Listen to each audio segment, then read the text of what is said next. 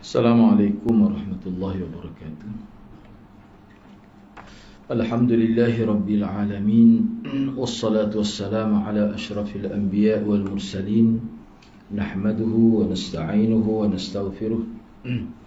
Wa na'udzu billahi min shururi anfusina wa min sayyiati a'malina.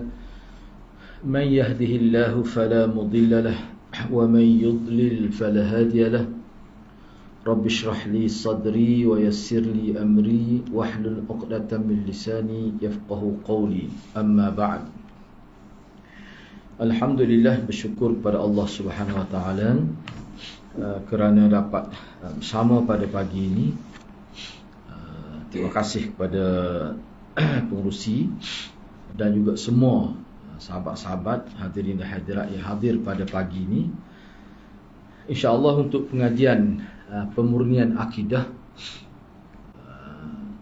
untuk slot akidah ini, hari ininya kita akan sambung perbincangan bab yang ke-14 ini, termasuk syirik, iaitu istighathah atau berdoa kepada selain Allah. Sambungannya muka surat 157, muka surat 157. Kalau lama tu muka surat apa? Kalau cetak kitab sebelum ini 165, muka surat 165. Cuma kitab saya ni 157. Tu dia adalah sedikit perbezaan itu. Ya? 157. Kitab anak ni 157, tadi 165. Nah, lebih kurang gitulah. Ya, bab yang ke-14 itu. Dalil tak letak nombor.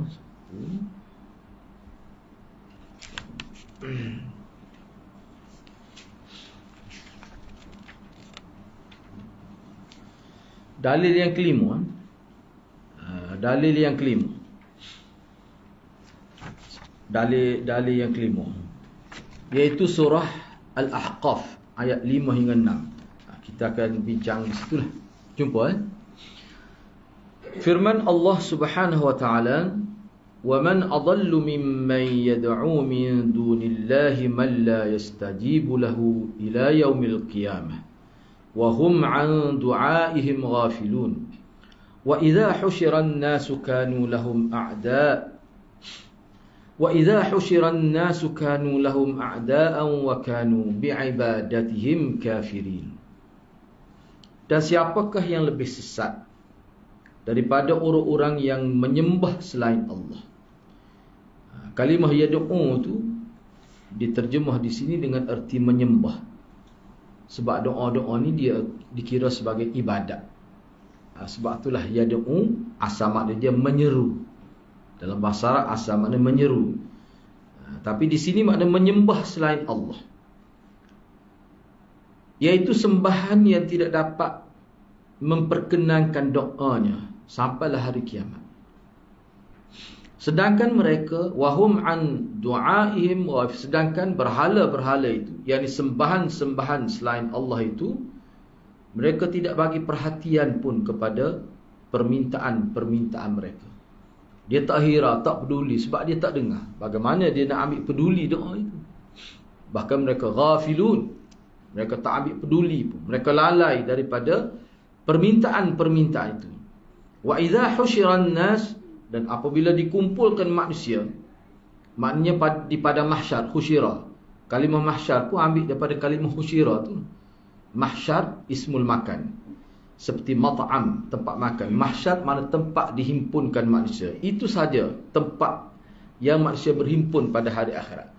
Jadi bila kita terjemah wa idza husyiran nas, apabila manusia dikumpulkan di pada mahsyar, yakni pada hari kiamat, kanu lahum a'da.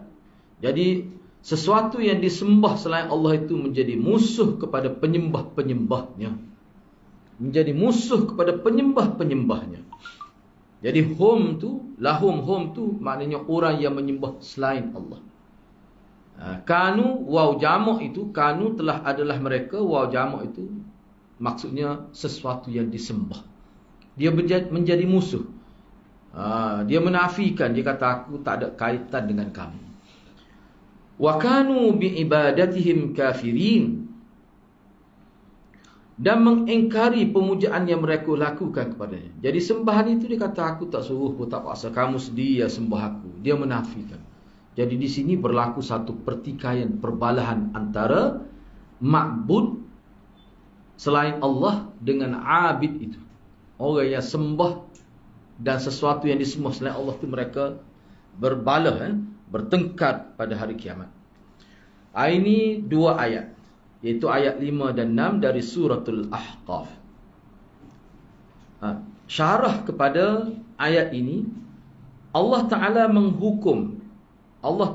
menghukumi, mana membuat ketetapan secara mu'tamad bahawa sesungguhnya tidaklah ada seseorang yang lebih sesat daripada orang yang berdoa meminta hajat kepada selain Allah.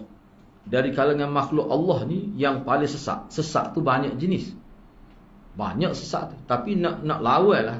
Tak boleh kalau nak banding kesesatan berdoa kepada selain Allah ni, tak boleh nak banding. Ini antara sesat paling sesat lah.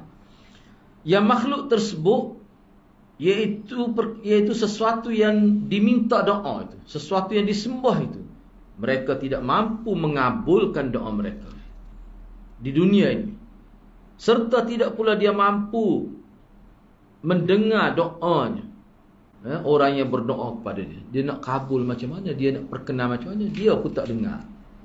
Kalau kita baca sejarah Sayyidina Bakar semasa dia remaja lah, dia pernah ayah dia bawa dia masuk dalam rumah berhala di Mekah lah.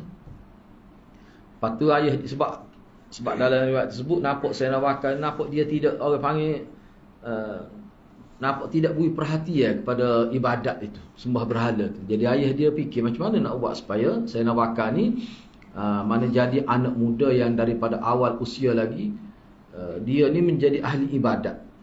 Akhir sekali ayah dia bawa pergi ni sebagai asuhan untuk supaya dia sembah berhala daripada kecil lagi.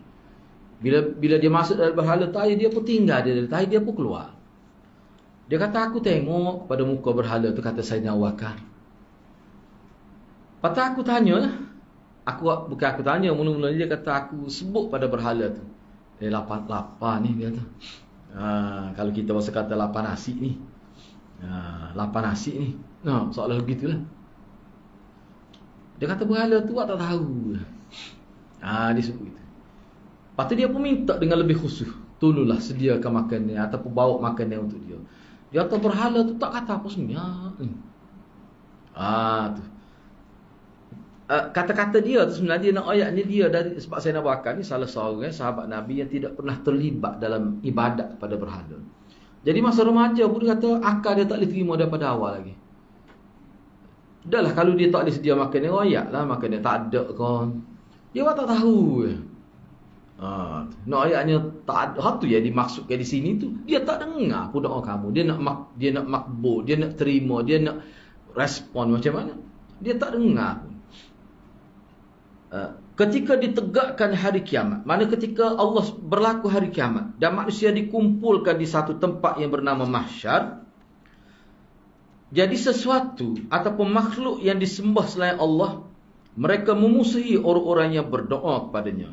Bahkan mereka mengatakan mereka tidak ada kaitan dengan perbuatan mereka. Hak mereka dah sembah aku tu, aku berlepas diri. Aku berlepas diri.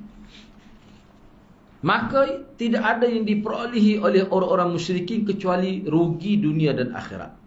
Di dunia mereka tak dapat apa pun kebaikan daripada sesuatu yang mereka sembah itu, dan di hari akhirat ibadat mereka diingkari. Makna yang disembah itu pun tidak terima. Dia pun tidak terima. Aku tak suruh pun sembah aku. Aku tak suruh pun minta dengan aku. Mana diingkari dengan hujah yang lebih kuat daripada ketika di dunia. Jadi ayat ini sebenarnya dari segi syarah secara umumnya, kalau dalam pengajian dia ada satu kitab dia panggil Dhawabitul Ma'rifah. Kitab ni jadi sukatan pengajian ilmu debat, ilmu munazarah, yang ditulis oleh Dr. Hasan Haban Nakah itu. Dia bincanglah bagaimana Al-Quran ni salah satu metod debat Al-Quran, dia guna juga ilmu mantik itu secara logikal. Ini logiknya. Cuba bayangkan macam mana dia nak terima doa kita, dia nak perkenalkan doa kita, dia nak bagi respon pun tidak, tak bergerak pun. Mana kalau kita pecek hidung dia pun tak marah, seolah-olah begitu. Ada segi logik. Sebab tu saya nak kata dia daripada kecil lagi dia tak boleh terima, dia tak nampak tu. Baik, mungkin ada di kalangan kita akan kata, betul, orang Arab pun dia hakikat sebenarnya orang Arab dia tidak sembah berhala tu. Berhala tu sebagai tamsil, sebagai satu arca, sebagai satu lambang bertawassul kepada orang soleh. Buat lembaga begitu tu dalam bentuk fizikal, dalam bentuk kita kata manusia, dalam bentuk patung itu hanya sebagai lambang sahaja. Sebab tu nama-nama berhala tu diletak nama orang soleh di zaman Bani Israel itu. Tu konsep tawassul dengan orang soleh lah sebenarnya. Hak kubur pun gitu juga maksud tawassul dengan orang soleh. Dia bukan pergi sembah kubur, dia kata. Itu alasan dia. Kita kena ingat dalam Quran pun ada sebut, mereka berkata mereka bukan sembah, mereka pergi itu sebagai liyuqarribuna ilallahi zulfa. Pergi itu bertawassul sebagai satu wasilah untuk mendekatkan diri kepada Allah. Hakikat. Jadi oleh kerana mereka ni orang soleh asalnya dulu, jadi kita bertawassul kepada mereka. Seolah-olahnya setiap permintaan kita, hajat kita, yang kita mohon itu kita tidak direct kepada Allah, tapi kita minta jasa baik orang-orang soleh ni. Mereka lah bawa doa kita. Kira-kiranya bila mereka bawa ni Allah malu mata lah nak tolak, maka Allah terima. Itu makna tawassul. Padahal bercanggah secara langsung dengan ayat Quran itu, wa qala rabbukum ud'uni astajib lakum. Siapa orang nak doa baca tu dulu lah ni. Wak pegang je nak. Padahal tak perlu baca tu doa tu. Ayat tu. Pelik, saya pun pelik kot 2 tahun ni ada tu. Sebelum doa tu dia baca wa qala rabbukum ud'uni astajib lakum. Tak pelik tu. Tak perlu baca tu. Tapi jadi banyak benda-benda pelik. Tapi tidaklah pelik sangat. Ada lagi pelik pada tu. Baik.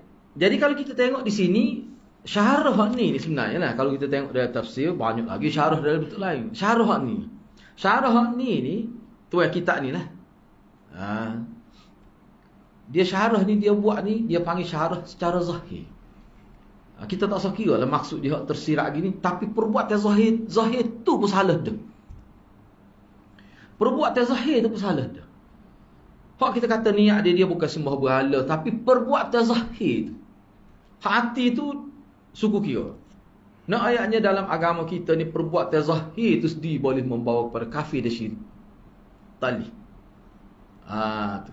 Jangan kata tu majazi saja, tu hakikatnya supaya kita pergi jumpa orang lah, minta tolong dengan orang. Hakikatnya Allah belaka.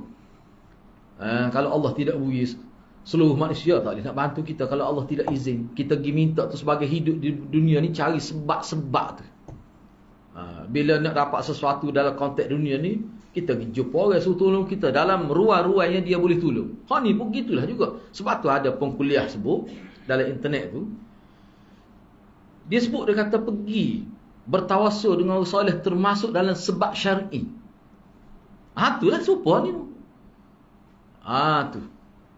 Sebab dia orang soleh ni, dia mulia semasa hidup dan semasa mati juga dia mulia. Kalau masa hidup kita boleh minta dia berdoa pada kita, masa dia mati pun boleh juga. Sebab masa dia mati dalam kubur tu, dia hidup sebenarnya.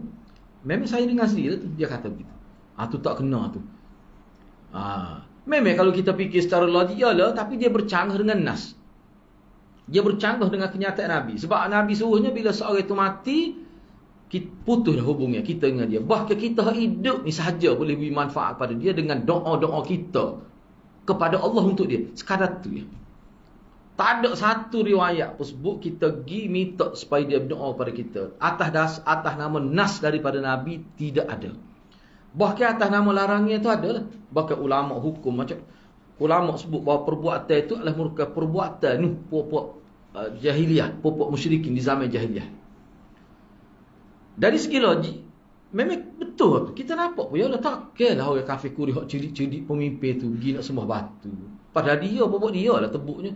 Bukan dia, maknanya manusia lah yang tebuk tu. Yang ukir sehingga jadi gambar seperti patung, seperti manusia, asalnya batu, bongkah batu yang tidak ada rupa begitu asalnya. Dia pun tahu. Pakailah dia nak pergi mitok dengan batu tu. Apa beza batu tu dengan batu tiang rumah dia tu? Takkanlah sebodoh itu. Sebab tu Quran sebut dia dengan maksud tawassul. Tawassul. Jadi seolah-olahnya hatu tu sebagai nak mengenang, sebab tu nama dia bubuh tu nama Suwak, Sub dan semua tu nama-nama manusia yang terdiri daripada rijalun salihun fi bani Israel. Orang-orang soleh, lelaki-lelaki soleh di kalangan Bani Israel. Konsep itu. Hak itulah yang dikatakan salah jadi syirik kita. Niat tu kita tak salah. Sebab tu niat ni dia kena selarah. Perbuatan zahir kita ni dia kena selarah dengan niat kita. Kalau tak selarah, tak boleh. Walaupun niat pada Allah tapi cara buat tu tak betul, dia boleh bawa syirik. Salah satu syiriknya perbuatan zahir manusia. Hak tu yang hendak diperjelaskan di sini. Sebab tu biasa kita dengar kan. Dia sebenarnya perbuatan hati ni dengan perbuatan zahir itu tidak sama, dan pandangan yang mengatakan tidak rasa perbuatan zahir yang nampak syirik bila hati itu kekal di atas tauhid, itu bukan ajaran ahli sunnah. Itu ajaran golongan murjiah dia panggil. Sebab murjiah ni dia kata perbuatan zahir manusia ni tidak akan menjejaskan akidah dia. Walau bagaimana perbuatan dia. Dia boleh berlakon jadi musyrikin, dia boleh berlakon jadi orang terlibat ajaran salah, mencabar Allah atas nama lakonnya. Hati dia kekal di atas tauhid. Itu ajaran murjiah. Itu ajaran murjiah. Hak ni yang ditentang oleh Imam Bukhari dalam tajuk-tajuk dia tu. Apa ni? Sebab tu Imam Bukhari bertegak. Iman itu adalah tasdik apa yang disebut pada lidah dan perbuatan dia. Semua tu iman. Maknanya mana-mana kesalahan berlaku dari salah satu daripada tiga boleh jadi syirik. Walaupun niat dia molek, niat dia nak berlakon, nak tunjuk pada orang perbuatan syirik, tapi dia berlakon, dia buat sungguh syirik tu. Misalnya dia berlakon jadi tokca misalnya. Lepas tu dia sebutlah dia pergi sembah wali. Itu lakonnya, nak ayatnya sesak. Tak boleh ayat, jangan dibuat tu. Kalau dia buat, dia boleh jadi syirik. Tak boleh. Itu dalam agama kita. Jadi ulama bandingnya supaya ni lah, supaya berlakon menceraikan isteri. Tak kira lah isteri dia berlakon dengan dia ke tak. Kalau berlakon, dia kata saya cerai isteri saya. Dia kata isteri yang dalam tu. Tak apa, ada hak berlaku tu, isteri dia sungguh berlakon sekali dengan dia. Lama dah cerita ni. Dia pun berlakon. Jadi bila dia minta lagi, dia saya cerai awak. Dengan satu tolak tu hak jadi, hak tak jadi sebelum tu. Hak pengaruh dia kata, nampak tidak ria buat sekali lagi. Hak kita tengok tu kali buat apa dah tu. Maknanya jatuh tolak tu. Lakonnya gitu jatuh tolak. Sebab kalau dalam ikut mazhab Syafi'i lah, hak lain pun gitu juga, cuma ada lah khilaf tu. Tapi dalam mazhab Syafi'i, bahkan kalau tidak mazhab Syafi'i pun, orang mabuk tu dengan sengaja. Cari mabuk sengaja minum arak, dia cerai isteri dia, memang jatuh talak. Ni hak ni lakon ni tak mabuk ni. Lagilah jatuh. Tu. Sebab syirik pun gitu. Jadi kena ingat, hak kita nak bincang ni, kita tidak bincang niat seseorang ni, kita bincang perbuatan zahir dia. Niat kita tak bincang. Di dalam perbincangan kita tidak kaitkan dengan niat. Kita kaitkan perbuatan zahir dia saja. Kita hukum dari segi zahir dia. Niat dia serah pada Allah SWT. Mana perbuatan zahir, kalau dia menatijahkan syirik, memang jadi jatuh akidah seorang. Walaupun niat dia kata dak, dia buat lalat, dia gorai tu, nak teh Wahabi ni nyetok ke dak, dia tahu tak? Misalnya dia kata nak teh Wahabi ni gelepar ke dak, dia kata. Nah, misal kalau ada orang gitu, tak boleh. Tak boleh. Dia tidak berkait dengan Wahabi. Wahabi tak ada apa-apa tu jadi syirik kalau itu. Kena bahaya. Macam-macam lah kita tengok lah ni perkara pelik-pelik berlaku. Muka zaman internet. Mana-mana orang bercakap pun bila disiar secara, bila diwairalkan dalam internet, kita boleh tahu. Jadi kita boleh nampak lah. Kadang-kadang kita duk baca-baca dalam kitab, cerita-cerita, kita kata orang sesat, kita boleh tengok dengan nyata zaman kita sekarang. Ni zaman fitnah lah. Hak Nabi sebut fitnah akan melanda umat dia dalam skala besar. Kelam fitnah itu bagaikan kelam waktu malam. bertindan-tindan kegelapan syirik itu sehingga seolah-olah gelap tu bertindih-tindih gelap. Kalau letak tangan di bahagian hak putih ni, letak sini, letak di mata pun tak nampak gelapnya. Tapi tetap tidak sesat umat aku kalau mereka berpegang teguh pada Quran dan hadis. Tak sesat, wajib tak sesat kalau pegang Quran dan hadis. Tu kata-kata Nabi. Tapi kalau Dajjal tu sebaliknya lah. Kalau Dajjal tu dia kata pegang Quran dan hadis ni wajib sesat. Itu Dajjal. Dajjal ni ada ekor dua sebab saya tengok. Dajjal ni berat. Tapi kalau kita ikut Quran dan hadis, wajib tak sesat. Asal ayat lah. Tak sesat. Sebab umat Islam ni bila nak besar nak belajar Quran, nak buat kajian, nak baca Quran, nak faham Quran, nak ngaji Quran tajwid pun bergantung dengan ulama dah. Sebab tu saya sebut sama. Dah. Bila itu kenyataan wajib pegang Quran dan hadis. Tak kesat Nabi pun kata. Lepas tengoklah hadis lain pula nak ngaji Quran ni lagu mana nak ngaji hadis mesti tak dapat tidak. Kamus tu ulama tulis. Tak payah royak. Sepoi kita lah. Misalnya anak ajak kita bahasa Kelantan. Petang ni tengah hari mari pakai nasi. Mari pakat makan nasi mana lah belaka. Tak ada popok kita jenis gong tak payah. Lepas tu lauk ustaz kena bawa sendiri kau. Ada kecik gitu. Ayah-ayah lagu mana? Lekap makan nasi saja ni. Mu ni duduk mana mu ni? Tidak, tak payah kau. Bila sebut makan nasi tu maknanya satu package dah tu. Bila sebut mali pada Quran dan hadis, secara automatik dah kita ngaji. Ngaji dengan siapa? Dengan ulama lah.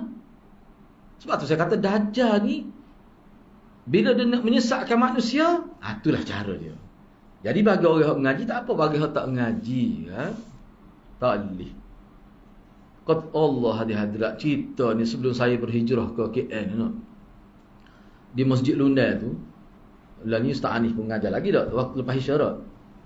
Sebelum tu mula-mula kelas kita start wujud kelas tu, saya guna nota Bukhari Maulana lah nak ngaji. Sebab enggak ada permintaan nak ngaji Bukhari, saya kata boleh guna nota Maulana lah, hak tentu dalam bahasa Melayu tu. Bila kita ngaji tu dah ramal lah. Bahkan selepas tu pun dia stay 30 orang purata. Ada ustaz kata, "Ki duk ngaji Bukhari ni jadi sesat ni." Tu dia. Wah, kau tak faham. Apa yang kecik pelik tu? Apa kecik gitu? Ki ngaji Bukhari je sesat tu. Kita pun jadi tak erti. Kena ayat mana tak tahu. Padahal kalau Imam Syafi'i tu dalam kitab dia tu dia mari hadis. Selagi ada Bukhari Muslim tu dia mari. Walaupun dia mari juga lain. Tu cara Imam Syafi'i. Sebab dia tahu hak tu lah paling sahih hadis. Tiba-tiba sesat pula. Hak ni mari berat lagi. Pegang Quran dan hadis wajib sesat. Wajib tu dalam bahasa petani tu maksud apa tak tahulah. Tapi kok mana pun bahayalah. Tu. Jadi kena berhati-hati. Sebab itulah kita ni kena doa sama, Ikhtiar secara zahir itu satu perkara. Doa pada Allah. Biar Allah jaga kita dan anak cucu kita supaya tidak terjebak dengan ajaran. Kalau kena penyakit ni berat nah.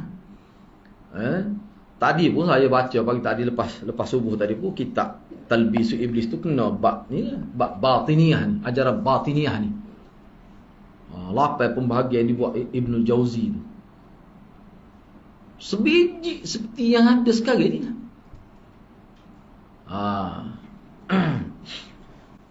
Sebab tu kita kena belajar. Sebab itulah ulama kita, kalau kita tengok ulama sama ada Imam Ahmad ke Imam Syafi'i, dia kena belajar ilmu salah ni dengan maksud untuk tahu. Hak orang panggil salah ni apa dia. Dah kita tahu, dah tauhid tu apa, kena belajar pula syirik dan pembahagian syirik tu apa dia. Kita tahu dah sunnah, kena tahu juga yang lawan kepada sunnah tu bid'ah tu apa dia. Barulah kita boleh buat perbandingan dan barulah kita kenal yang salah tu. Sebab tidak terjamin bila kita kenal yang baik, boleh jadi keliru bila kita berhadapan dengan salah. Kalau kita tak ngaji juga salah. Kena tahu. Kalau orang panggil sesat ni apa dia? Tak ingat nama tak apa, yang pentingnya juzub je tu. Punca jadi sesat tu kena tahu. Sebab tu dalam kitab 2 jilid kitab ni dulu digunakan mereka awal semasa di Demik sebelum pindah ke Keculung dulu, saya mengajar kitab tu. Atas permintaan Maulana juga datang gunalah kitab ni, molek kitab ni. Masa tu kitab tu baru sejilid baru. Selepas tu dikembangkan kitab tu, ditambah maklumat jadi 2 jilid sekarang ni. Nama kitab tu nya Mawsu'atul Adyan wal Madhahib Al-Mu'asirah, nama kitab. Ada terjemuh dalam bahasa Melayu Indonesia. Ensiklopedia agama-agama dan ajaran-ajaran semasa. Tabligh pun dia masuk, tapi tabligh tu bukan sesat, cuma nak ayatnya jemaah. Dia sebutlah ni tidak sesat. Jadi apa dia tabligh asalnya, prinsip tabligh apa dia cerita. Kita boleh tahu lah. Misalnya Abbas. Abbas ni beratlah. Jadi Abbas ni berat. Abbas lah tu orang kata wajib sesat ikut Quran hadis tu, Abbas lah tu. Begitu. Jadi perlu Dr. Mazhar pun ada buat buku Abbas ni. Sebab teruk sangat Abbas. Satu gerakan. Gerakan dia nampak Islam tapi tidak Islam. Perlu kita tahu. Kalau kita nak bincang ni hadap secara umum ni. Ni secara umum. Ajaran ni ada belaka ni dalam tarikat mana pun kita duk ngaji. Ada belaka. Beristirasah dengan orang mati. Baik, apa kesimpulan daripada hadis ini? Faedah yang kita boleh petik ataupun intipati yang kita boleh petik daripada ayat ini, apa dia? Yang pertama, doa adalah ibadat. Hak ni tidak ada khilaf di kalangan ulama. Tak ada khilaf. Mazhab Syafi'i kau mazhab mana pun, doa ni adalah ibadat. Mungkin Nabi sebut dalam hadis. Ad-du'a mukhul ibadah. Bukan sekadar ibadat, dia mukhul ibadah. Doa tu otot ibadat. Sebab kita ni kan ada otot. Otot ni yang menguatkan fizikal kita. Boleh berlari dengan laju kerana kekuatan otot tu lah. Dia otot ni dia boleh rosak, dia boleh jadi lemah. Kena jaga. Ibadat tu begitulah, dia menguatkan. Jadi penguat kepada ibadat tu doa tu. Maknanya dia tu min juz'il ibadah. Sebahagian ibadat. Dah besar pula tu. Dah banyak hadis-hadis Nabi sebut tentang doa ni. Silahul mu'min. Nabi kata ad-du'a silahul mu'min. Doa senjata orang beriman. Jadi kena berhati. Sebab itulah kita kena ingat. Doa ni bukan sebarangan kita boleh guna senjata ni. Silap guna, makan diri senjata ni. Kena guna dengan cara yang betul. Dan kena belajar lah. Dengan saya tu ada kitab tu 2 jilid. Azkar Imanawai itu lain. Ni hak baru ni, dia bincang tentang fiqh doa dan zikir. Dia mari zikir ni Nabi sebut ketika mana, atas apa ni kita kata konteks dia bagaimana doa ni, disebut dengan jelas. Ulama bincang perkara tu. Walaupun tak ada ISBN pun tak apa tu. Tak apa tu. Pentingnya perkara tu saya mengikut riwayat. Hak ISBN ni pun tak siapa tak tu, hak ni tinggi lagi dari segi sanadnya. Gitu. Bagus hak tu. Saya rasa kalau baca kitab tu, doa tu ada satu kuliah dia bincang, mana gini. Bagaimana kata-kata sahabat tu doa ni. Tu wallahu a'lam ada terjemah ke tidak tu dalam bahasa Arab. Siapa berdoa kepada selain Allah, maka dia telah berbuat syirik akbar. Mana minta dengan makhluk, bukan minta dengan Allah. Mengeluarkan pelakunya daripada agama Islam. Baik, kita kata, ni saya sebut ni kemusykilan yang timbul dalam internet lah. Baik, kita boleh minta orang hidup berdoa untuk kita, tu tak ada khilaf. Ni kata ustaz ni lah. Cumanya bila seorang tu mati, seseorang tu pula bukan orang biasa, wali Tuhan. Kita tak salah bagaimana awak tahu dia wali. Kita tak salah tu jadi banyak kecek lah pula salah tu. Biarlah kita terima dia kata wali lah. Tahu. Bila dia mati ni apa maksud dia bincang tu pula? Ni dalam internet. Mati ni maksudnya hakikat mati ni betul lah. Dia sebut hakikat mati. Maknanya kita pindah dari satu alam ke satu alam. Hakikatnya hidup. Sebab tu dalam kubur ni ada yang diazab dalam kubur, ada yang dapat nikmat dalam kubur, dan dalam hadis-hadis sebut dia boleh bercakap dalam kubur dan dia tidur. Macam-macam dah disebut dalam kitab Mishkat kita belajar di Telipu.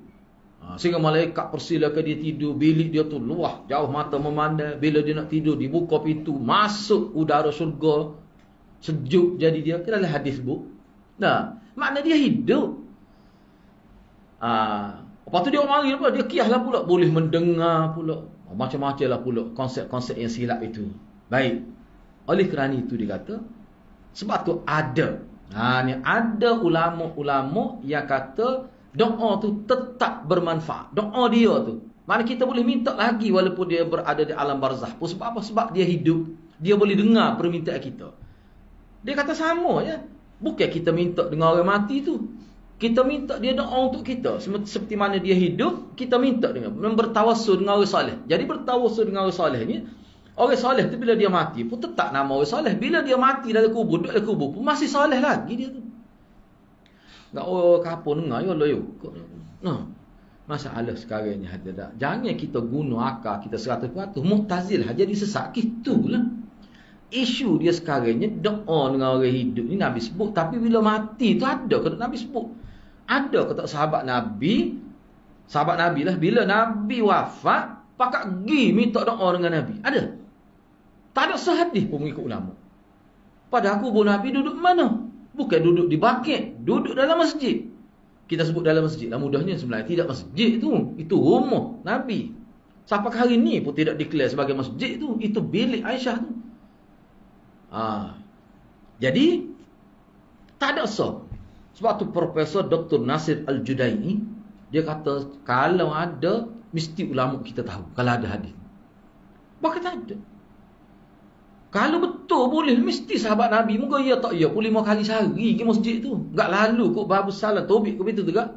Paling enggak minta tak ada. Kau tu pun tak ada. Maknanya sahabat Nabi ni dia faham molek Nabi aja. Tu Nabi tu. Nabi bukan wali, Nabi. Wali ni rendah lagi. Jadi jelas tak? Jadi jangan kita guna akal kita nak qiyas tu. Kalau perbuatan zahir sahabat Nabi yang diperakui sebagai orang yang diredai oleh Allah tu. Generasi yang diiktiraf. Bila Nabi wafat tu, dialah menjadi galangan anti Nabi. Generasi tu yang menjadi cermin kebaikan agama yang kita boleh tengok untuk kebaikan kita. Suri teladan baik. Ada ke dia buat gitu? Kalau boleh sungguhlah hati-hati. Kalau boleh sungguh bertawassul dengan orang soleh, bertawassul dengan Nabi lah yang paling afdal. Tiba-tiba sahadis pun tak ada. Sebesar tu ibadat tiba-tiba tidak diketahui oleh ulama kita. Cuba fikirlah secara logik. Secara logik. Sebab ibadat ni kalau benda tu jelas, semua orang tahu. Kita tak tahu, ulama kita mesti tahu. Ni tak ada. Dalam kitab Bukhari tak ada sahabat hadis. Padahal 7,000 hadis tu. Nak lawan gitu ya. Tapi tak dia akan korek, dia akan cari juga ada. Tak kira ada lemah tak lemah. Itulah masalah tidak. Tu kita tak bincang lagi tu khilaf bab gapo tu. Ulama kata taklif tu bukan bab afdal, bab syirik dengan tidak syirik. Tak ambil kira lagi poin tu. Tak ambil kira lagi poin budaya siapa tu pergi minta dengan orang mati. Budaya Islam ke budaya apa agama lain. Tu tak kira lagi tu. Banyak perkara tidak. Sudut-sudut yang kita boleh bincang berkait dengan perkara ni. Amalan siapa sebenarnya? Yang kedua, daripada ayat ni dibuat kesimpulan juga penjelasan tentang keadaan sengsaranya orang-orang yang berdoa kepada selain Allah Subhanahu Wa Taala. Tak kiralah sama ada dunia ataupun di akhirat. Sengsara hidup, hati tak tenang sebenarnya. Hati tak tenang. Kita orang Islam tenang. Bahkan kita ni, dia ni begini cuba kita perhati konsep doa. Kita doa ni kepada Allah. Sebab itulah di mana-mana kita boleh berdoa. Doa ni dia tidak bertempat sebenarnya. Di mana-mana pun sama. Kecuali ada tempat-tempat tertentu yang disebut dalam nas secara terang tempat ibadah, tempat yang mustajab doa. Itu disebut. Selain daripada tu tak boleh. Di masjid misalnya. Dia mustajab doa ni berkait dengan mustajab doa ni ulama bagi dua. Ada yang bersifat zaman, ada yang bersifat makan. Bersifat zaman ni masa. Masa ni kan, misalnya kalau dalam semaya, masa mana mustajab doa? Ketika sujud. Tu masa. Tak kira lah awak semaya mana pun. Dan masa dia selepas sebelum bagi salam itu. Itu antara yang disebut. Lepas tu banyak lagi masa-masa lain. Itu dari sudut masa. Dari sudut tempat pula, masjid misalnya. Cabai 4 balik. Tak ada sebut macam apa. Kubur. Dah. Tak ada sah hadis. Tempat mustajab doa kubur. Tak ada. Mana lagi? Di tanah haram.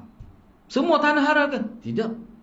Kalau di Mekah tu, di sekitar Kaabah tu. Multazam, Maqam Ibrahim. Tu. Di tempat apa ni? Apa negeri dia panggil tu? Mas'a tu, apa dia? Sa'i. Mas'a tu, tepat kita tu Sa'i, Safa Marwah tu, kan? Tu ada, jelas lah dia. Lepas tu kalau pergi ke Madinah pula, Masjid Madinah tu, tentulah. Lepas tu mana lagi? Raudah, bukan kubur Nabi, Raudah. Kubur Nabi tak ada. Bukan saya kata, dalam kitab sebut. Lepas tu dah awak kata ada, buat mari kan? Buat mari tu kan, bila minta dalil tu kan, situ dia adalah pula dia nak kelentuk umat, semua nak dalil. Semua nak dalil. Ada soal berat. Sebab tu saya tengok tu, saya ni bimbang gini, kita tak apa duk main ngaji sokmo dengan Maulana ni, duk mari sokmo ngaji Maulana, ngaji dengan siapa-siapa, duk ngaji siapa betul ni tak apa. Anak-anak kita. Dah. Jadi anak-anak kita ni setengah-setengah tak minat agama, dia ikuti. Sebab pengalaman saya, anak-anak pun dia tahu betul ke abah gini ni. Dia kata tak betul. Siapa kita sakit kepala, ustaz ni jangan tengok video dia. Siapa kita terpaksa kata gitu. Cik kau tak ni ustaz Cik, jangan tengok lepas ni hak dia. Kalau tengok hak ni. Kita terpaksa ayat gitu. Baik. Dia kata gini, ustaz ni. Dia dua beradik ni, dia pengkuliah belaka, dua beradik ni. Dia kata mapulah kita semua nak dalil ke? Bahasa dia pun kasar ustaz ni. Nak rokok, mana dalil? Semua tanya dalil. Nak sujud, tanya dalil. Allah, kita pun gerai sebenarnya. Main air-air gitulah kita hanya tengok tu. Tengok tu orang duk becah harga pada dia. Siapa dia minta dalil nak rokok? Siapa dia minta dalil tu? Orang minta dalil ni bila seorang tu bercakap benda pelik, benda bercanggah dengan hak jelas, orang minta dalil lah. Tu minta dalil rokok, sujud, minta dalil waktu dia. Tapi manusia ni dia nak mengelirukan masyarakat. Tu cara dia. Sebab bahasa ni lah. Saya nak guna bahasa mudah, saya boleh simpulkan siapa dia ikut Quran dan hadis sahaja, dia pun sahaja lagi tu, maka wajib sesat. Padahal yang ulama kita kata kita mana ikut Quran dan hadis saja, hak tu tak sesatnya, wajib dapat hidayah. Tu nak semaya tak akan lengkap kita semaya. Sebab dalam Quran sengaja Allah sebut tidak lengkap. Sebab tu kita perlu pada hadis. Gabung dua tu boleh semaya seperti lah ni, seperti yang kita semaya lah ni. Sebab tu Nabi kata mu kena tengok aku semaya, baru mu boleh semaya dengan cara betul, seperti mana aku semaya. Mu kena tengok aku buat. Nak tengok lagu mana, kita tidak ada zaman Nabi. Sebab tu sahabat-sahabat Nabi, Sayyidina Uthman, Sayyidina Ali dan ramai lagi sahabat lain, bila ada di kalangan tabi'in minta tunjukkanlah solat Nabi pada kami, kami nak tahu. Dia berkata, okey, iktini wudu, iktini wudu, bawa pada aku air. Mana dalam satu bekah, bawa, dia pun bawa daripada awal, tak kecek banyak. Mu tengok aku buat. Hakadha wudu Rasul, wallahi hakadha. Saya Nabi berkata, saya Usman, beginilah, demi Allah beginilah cara Nabi ambil wudu. Dia tak ajar pun hak mana sunat, hak mana tu tak ajar pun. Gini Nabi buat. Aku tengok gini. Mu kena perhati mula. Tu cara dia. Tu orang panggil hadis. Sebab tu Nabi kata kena pegang je kepada sunnah sahabat. Sebab sahabat tu penghura yang paling tahu tentang sunnah Rasulullah. Tolak hak tu hadirat, masalah kita. Ambil hak tu kan. Kalau tolak hak tu, masalah. Akan timbul masalah. Sebab itulah kita kena tanya orang-orang begini. Kalau mungkin ada keluarga kita dan sebagainya. Sebab saya pernah tanya, sebab keluarga saya ada yang terlibat dalam ajaran sesat ni. Ngatik tengah malam, pukul 12 malam, dia beri lalai ngatik. Dia ada balasah dia. Sepupu saya tu, siapa dia ni, dia rakam zikir dia tu. Dia ada siapa ke Afrika. Dia ni perempuan. Pak sebeh tak dada tu. Ayat gini dalam kain telekung. Kecek dengan saya. Kata mu buat ke dia tu? Tertanya dia, mu sepupu kan. Zikir dia pakak. Kejut selengok. Wah sebeh harus sana. Putih-putih duk ada dada. Tarik gitu. Sepupu saya sedih. Siapakah hari ni tak berubah, tak cakap nasihat. Tengok dalam FB dia kat sedih saya. Pupuk dia ni semua ada gambar. Ada gambar Habib Omar. Di mana-mana pun bawa. Tengok tu jadi tenang hati. Pada Quran kata ala bi dzikrillah tatma'innul qulub. Nah, Hadis pun sebut, banyak ada hadis semua. Itulah masalah dia.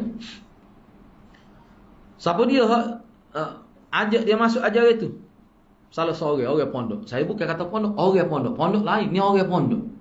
Jangan salah faham. Jadi pondok jangan marah. Sebab kita kata orang, bukan pondok. Itulah je bawa. Bagi kita kenal lah kau tu. Jadi hati-hati tak teruk lah. Sepatutnya kena tanya. Saya tanya. Payahlah nak jawabnya. Saya kata hak Nabi buat tu tak cukup lagi kau. Lafaz hak Nabi buat tu tak cukup lagi kau. Banyak semua tu.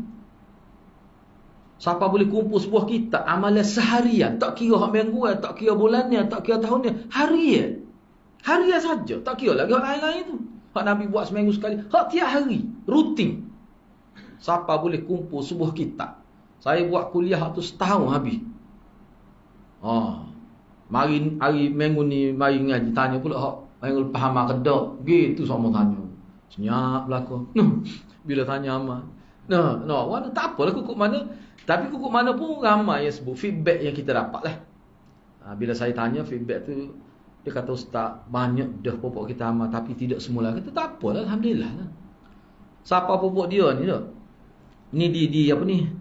Dia panggil Jalan Pahit sebelum sampai ke Meru tu. Dia ada satu surau di situ. Yang kapung. Sekarang ni ramai. Saya terakhir lagi sebelum balik ke Kelantan, dia dekat dengan 30 orang dia ada pokok dia. Lelaki saja. Dia kata apa tak bawa isterinya dalam proses dakwah dia tu. Sudah dia jawab.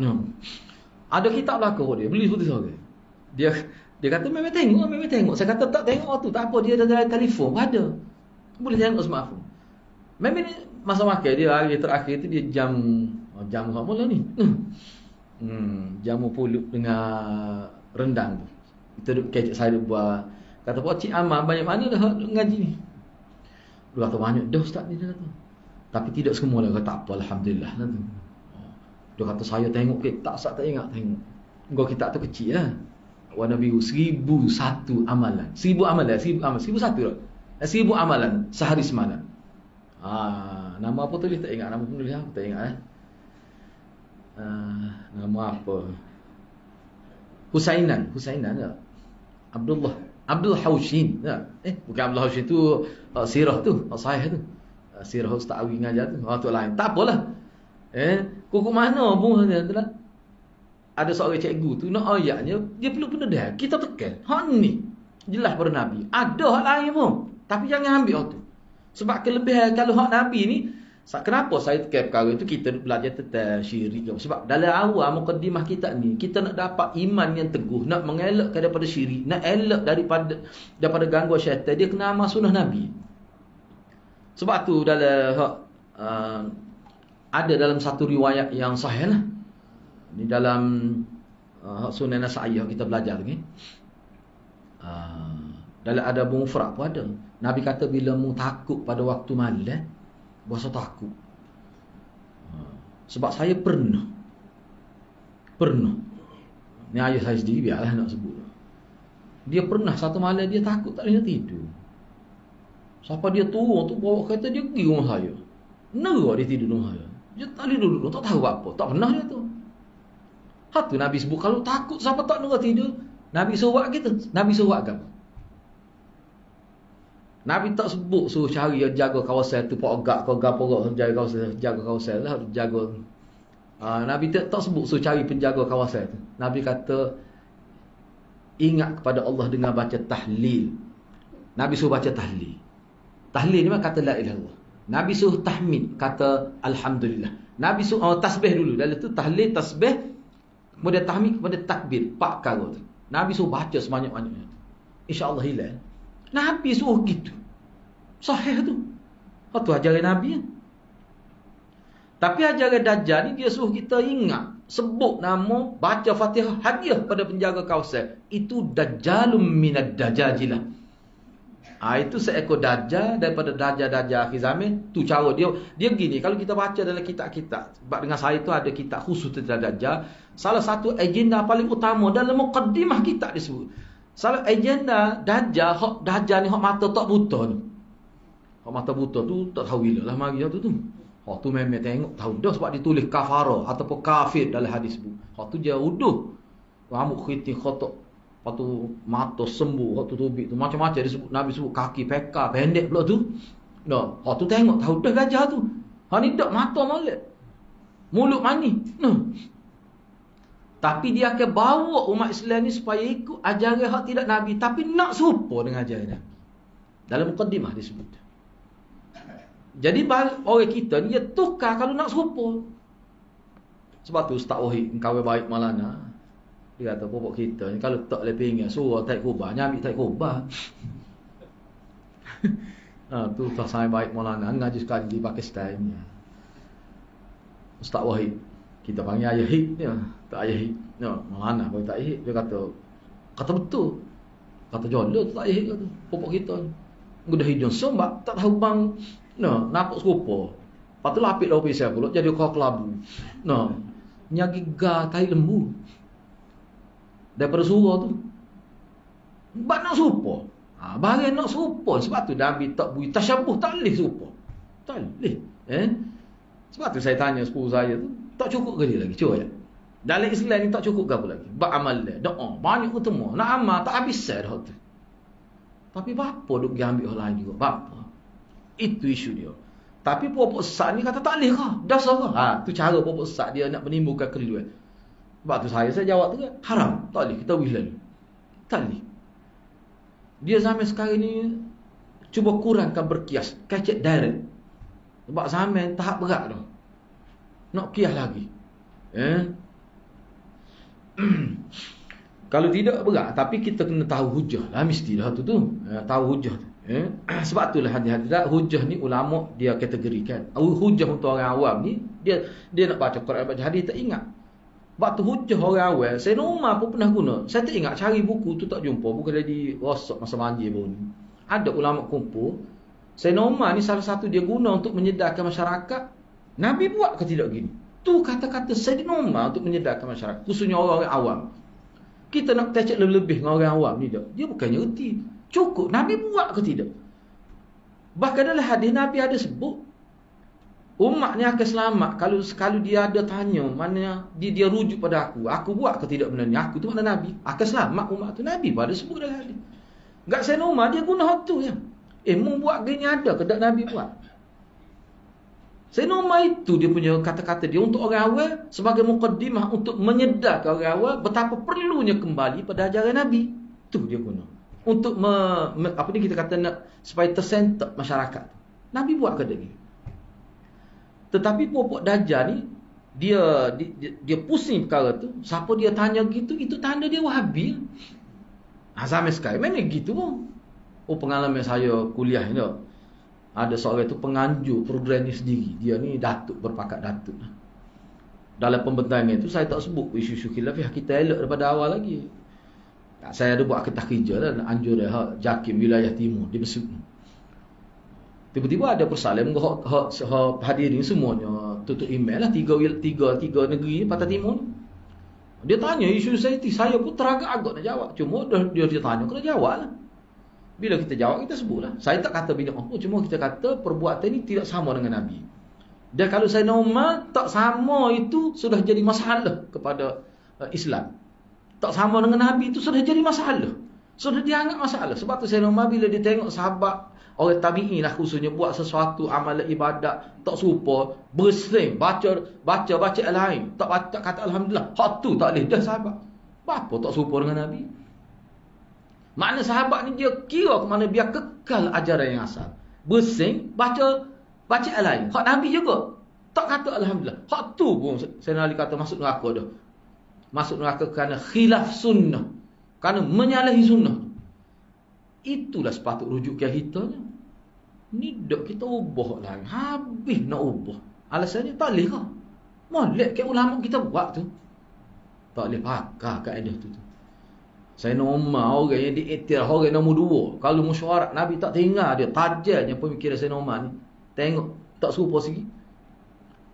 Ingat tak cerita Abu Hurairah yang pergi ke dia, yang tepuk terada ubah cakap Abu Hurairah. Ingat cerita tu?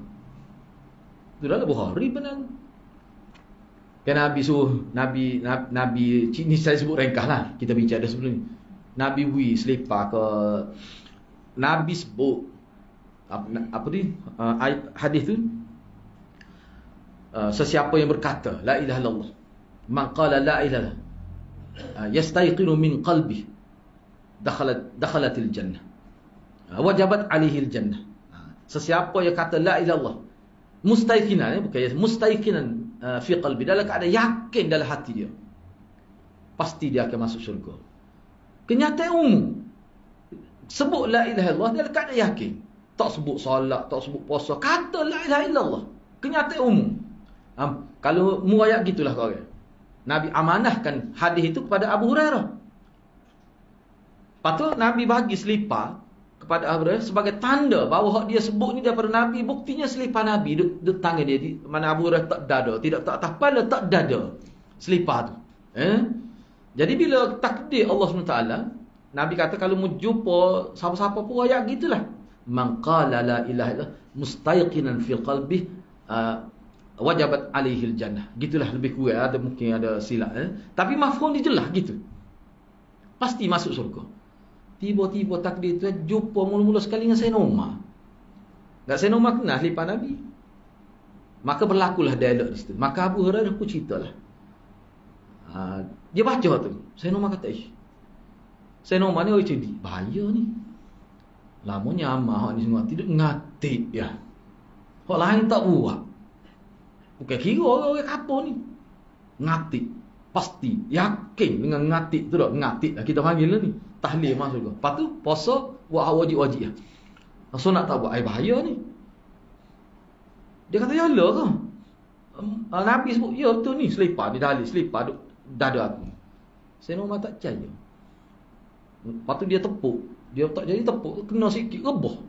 Terduduk, ternyah punggung. Tobik air mata Abu Hurairah. Lepas tu dia akak pula. Dia akak berapa gas ni? Bawa pergi. Mana Nabi? Aku nak jumpa Nabi, nak tanya selalu ni. Tu Sayyidina Umar. Nabi buat yang betul lah. Abu Hurairah sebut tu aku amanah dia supaya siapa. Sayyidina Umar kata mana? Wahai Rasulullah, pada pandangan saya, hadis ni tidak boleh disebut untuk peringkat awal orang baru masuk Islam, orang kapung tidak banyak lagi ilmu agama, takut dia ittikal, fayattakilu dalam hadis sebut, takut dia rasa overconfident, akhir sekali dia tidak jaga ibadat lain, cukup dengan tahlil saja. Aku bimbang. Nabi kata ya ya ada juga. Nabi kata, Nabi berakui. Maknanya hak ni setengah-setengah perkara kita bui kepada orang-orang hak faham oleh agama. Hadis tu nak ayatnya sebenarnya maknanya la ilaha illallah ni dia berserta dengan iqtida dia. Kalau orang ngaji dia panggil iqtida. Bila kita mengucap dua kalimah syahadah, itu merupakan satu janji, satu bai'ah, satu ikrar dengan kita. Bila kita kata tak ada Tuhan melainkan Allah dan Nabi Muhammad ni pesuruh Allah, maknanya kita sanggup ikut segala perintah dia. Hak tu iqtida dia nya. Jadi bila kita kata kita sanggup ikut atas nama ikrar itu, maknanya kita sanggup buat semua ajaran Islam. Tu iqtida. Jadi maknanya pandangan Sayyidina Umar tu, kalau kita nak ajar orang supaya baca hak ni la ilaha illallah dengan yakin, kena bagi huraian, jangan sekadar tu. Sahabat-sahabat utama Sayyidina Umar, dia faham lalu dah tak payah ajar tu. Orang lain tu. Orang lain tu. Tu. Sebab itulah hadirin kena ingat, dan mukadimah saya ulas sekali, mana seseorang yang betul-betul berpegang pada sunnah mengaji sungguh, dia tak akan kena penyakit akidah. Sebab latihan memperkukuhkan, untuk memperkukuhkan akidah, orang panggil merealisasikan akidah dalam kehidupan ni, bukan sekadar kata la ilaha illallah, mengamalkan tuntutan la ilaha illallah. Jadi tuntutan la ilaha illallah tu daripada mana kita tahu? Daripada Nabi SAW. Dan itulah makna berpegang pada Quran dan hadis tak sesat. Tu makna dia nya. Sebenarnya ni kita duk mengelirukan orang-orang pula. Osong hak jom manggil algerai song. Tak ada. Song hak jom manggil kita pula lemah tengok tak. Dia sahabat saya mengalir air mata, dia kata dia dengar. Kita ni gerai kacik gigi gitu ya. Sahabat titik kata dia air mata dia tengok tosianya. Bahaya ni dia kata ni pada masyarakat awam ni, kenyataan ni. Patut diberi ruang dia, tak ada siapa pun sekat dia, kritik dia. Oh bahaya. Tu na'uzubillah. Sahabat saya dia kata dia tak khabar, dia titik air mata tengok. Sedih dia. Bahaya tu.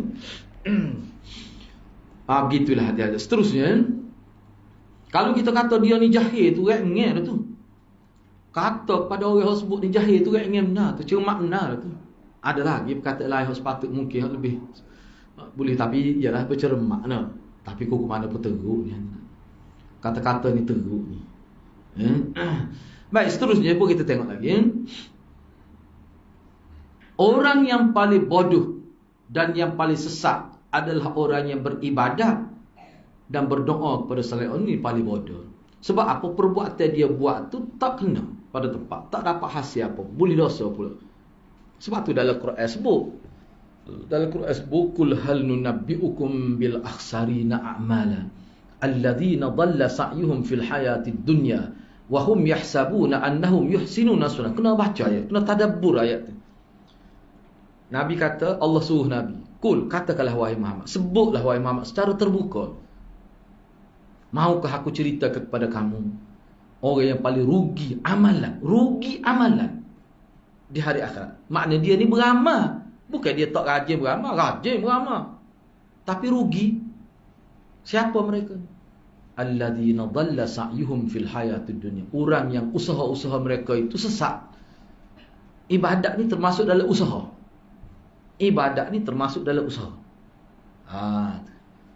Dia buat tapi sesat. Setengah ulama kata sesat di situ banyak makna. Pertama sekali, buat tak kena cara.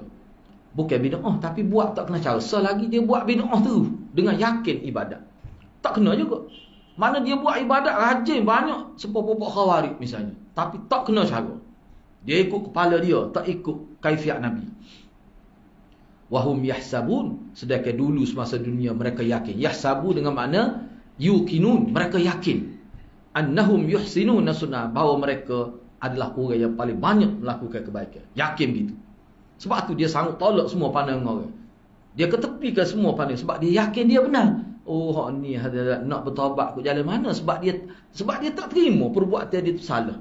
Sedangkan taubat ni boleh berlaku anak tangga pertama menyedari hak dia buat tu salah. Hak itulah baru dia pergi bertaubat. Nak pergi ke mana? Dia yakin betul. Sebab tu dia bid'ah ni berat. Berat bid'ah sebab dia yakin betul.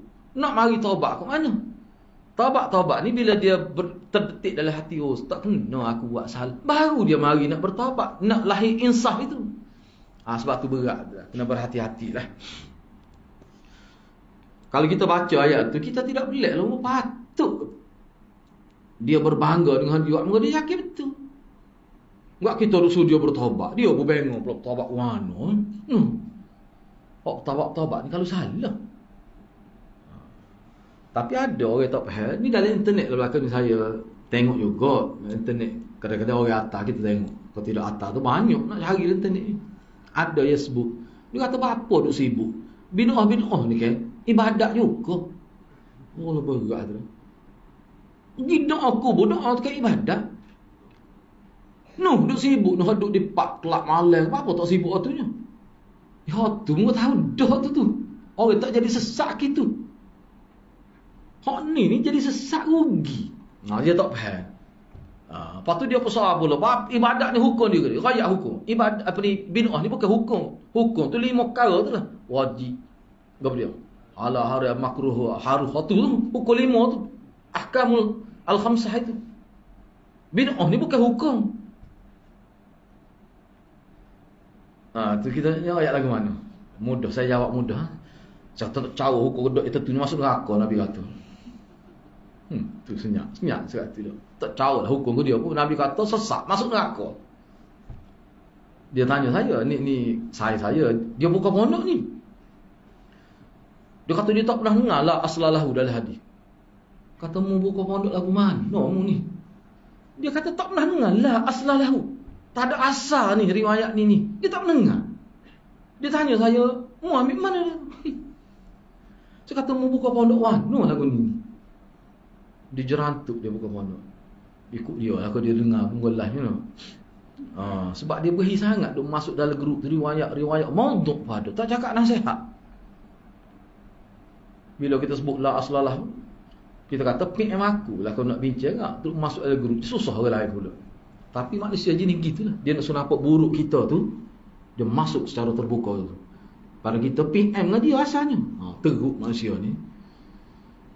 Akhir sekali gitu. Dia saatnya. Dia kata, bid'ah ni bukan hukum. Dia kata, dah tidak hukum apa Nabi kata masuk neraka. Dia kata, macam ada bincang. Dia kata, bid'ah ni ada hak hasanah. Iyalah betul lah, buat kereta tu hasanah. Mu ni bukan buat kereta, mu buat agama lain. Kita berat lah, kita muka saing kan, ngaji sekali tu. Yang teruk. Bukan mondok tu setara tu. Terkejut saya. Dia habis mengaji, lepas habis mengaji di universiti tu, dia buka pondok. Dia mengaji pondok sebelum, dia buka pondok sendiri. Orang Kelantan kita asal dia. Ayatnya setara tu. Bayarkanlah. Ramai nak puja, beratus-ratus orang. Cuba banyak kalau kita bagi faham begitu. Berat. Jadi sebab itulah kita kena guna kaedah Sayyidina Umar tu. Nabi buat ke tidak? Tak caralah orang nak tuduh kita apa-apa. Itu standard agama nak supaya manusia ni berfikir.